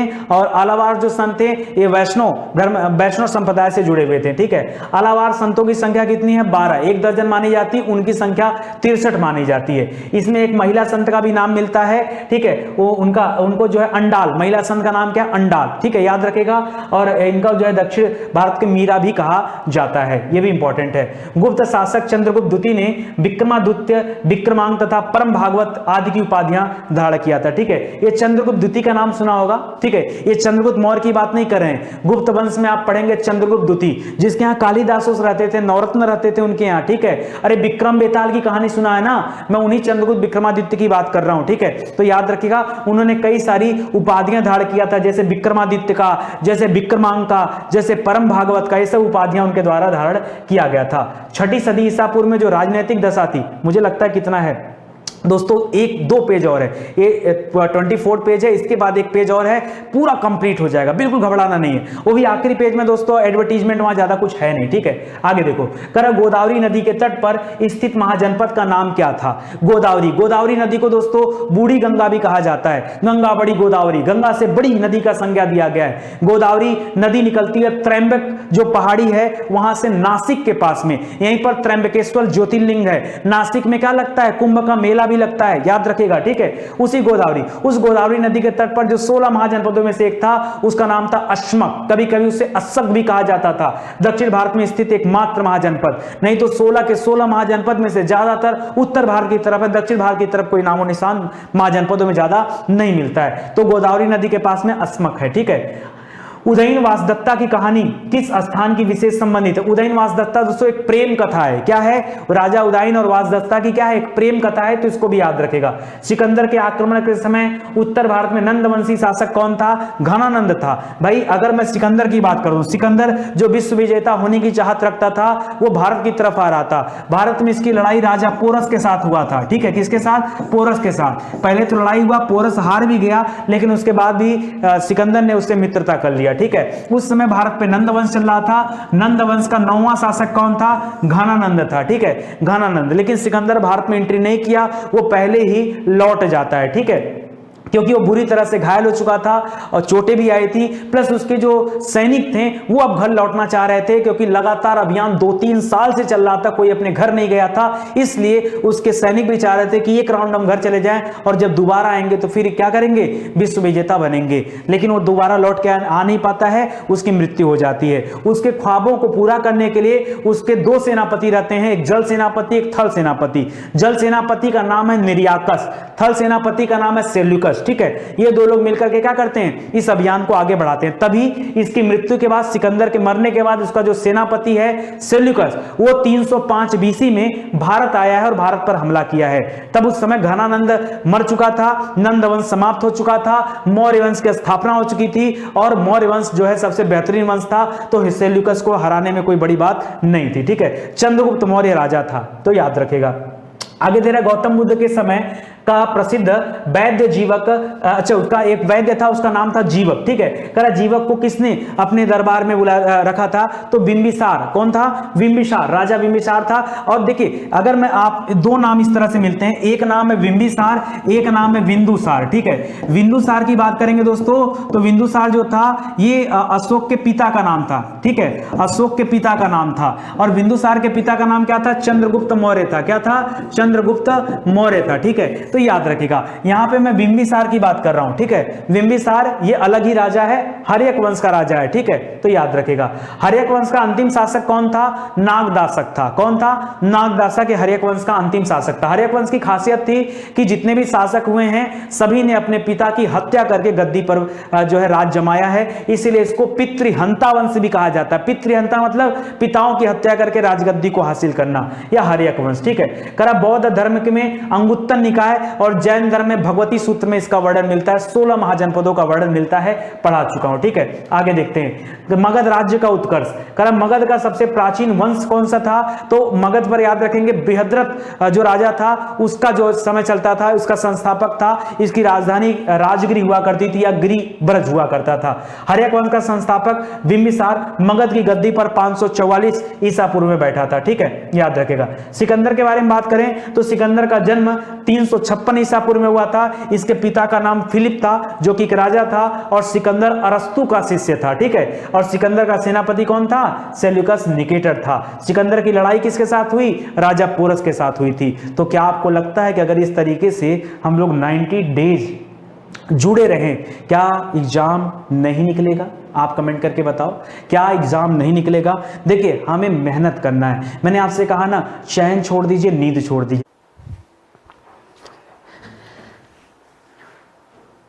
दोस्तों कैसा लगा ये सेशन आपको पढ़ करके? वाकई बहुत ही मजा आ गया होगा, शानदार, जोरदार, जबरदस्त, ठीक है। लगातार इस सेशन से जुड़े रहने के लिए सुबह 10 बजे एक्टिव रहिए हमारी यूट्यूब चैनल स्टडी 91 पर। देखिए ये सभी जो क्लासेज आपको दी जा रही है पहले से रिकॉर्डेड क्लासेज है। हम लोगों ने सोचा क्यों ना इसे बच्चों के बीच में डाल करके आपका थोड़ा और फायदा करा दिया जाए। तो वाकई आपको पढ़ने के बाद लग रहा होगा कि हाँ सर आपने जो दिया बिल्कुल बेहतर कंटेंट था, और बहुत सारे लोग तो आए होंगे और आके चले भी गए होंगे, ठीक है, क्योंकि पूरी क्लास देखने की सामर्थ्य शायद उनके अंदर ना हो, कोई बात नहीं, लेकिन आप डटे रहिए। अगर आपको एग्जाम क्वालिफाई करना है तो आपको डटे रहना होगा, मन से पढ़ाई करते चलिए। ऐसी वीडियोस हम आपके लिए लाते रहेंगे। एक चीज और कहना चाहूंगा दोस्तों, वीडियो अच्छा लगा हो तो वीडियो को शेयर जरूर से करिएगा, हर जगह इसको बढ़ाइए, चाहे आप स्टेटस पे लगाइए, व्हाट्सएप ग्रुप में डालिए, टेलीग्राम पर सेंड करिए, हर जगह इसको सेंड करिए ताकि ज्यादा से ज्यादा लोग स्टडी 91 से जुड़े और बेहतर तैयारी कर सके। दोस्तों जिन लोगों ने अभी तक स्टडी 91 का ऐप नहीं इंस्टॉल किया वो जल्दी से इंस्टॉल कर लें। इसके माध्यम से आपकी तैयारी और भी बेहतर हो जाएगी। क्यों? क्योंकि एप्लीकेशन पर 4000 से अधिक वीडियोस आपके लिए अवेलेबल कराए गए जिसके माध्यम से आप अपनी परीक्षा की पूरी तैयारी निःशुल्क कर सकते हैं। इसके अलावा बहुत सारे पेड कार्यक्रम भी स्टार्ट कर दिए गए हैं। वहां पे क्या है कि एग्जाम ओरिएंटेड क्लासेस चलती हैं, नंबर ऑफ टीचर्स ज्यादा होते हैं, डेली आपकी 6 से 7 घंटे की क्लासेस दी जा रही हैं। तो आप हमारे यूट्यूब चैनल से जुड़े ताकि आपकी बेहतर स्टडी हो पाए, ठीक है। बाकी जितने प्रीवियस ईयर पेपर है, मॉक टेस्ट पेपर है, क्वेश्चन आंसर है, प्रैक्टिस सेट है, करंट अफेयर है, टॉपिक करंट अफेयर है, ऑल टू ऑल सब कुछ हमारे एप्लीकेशन वेबसाइट दोनों जगह पर फ्री ऑफ कॉस्ट रखे गए। उनका कोई भी चार्ज आपको नहीं देना है। तो आइए आप हमारे यूट्यूब चैनल, हमारे वेबसाइट, हमारे एप्लीकेशन प्रोग्राम से जुड़िए और अपने जीवन को सही दिशा दीजिए। देखिए कुल मिला जुला करके सक्सेस पाना है, और सक्सेस पाना है तो कहीं ना कहीं किसी एक का हाथ पकड़कर आपको चलना होगा। अगर आपको लगता है कि स्टडी 91 इसके लिए बेहतर है तो आप हमारे साथ जुड़ सकते हैं, ठीक है। आप सभी का धन्यवाद। वीडियो को आगे बढ़ाइए। Thank you so much. जय हिंद, जय भारत।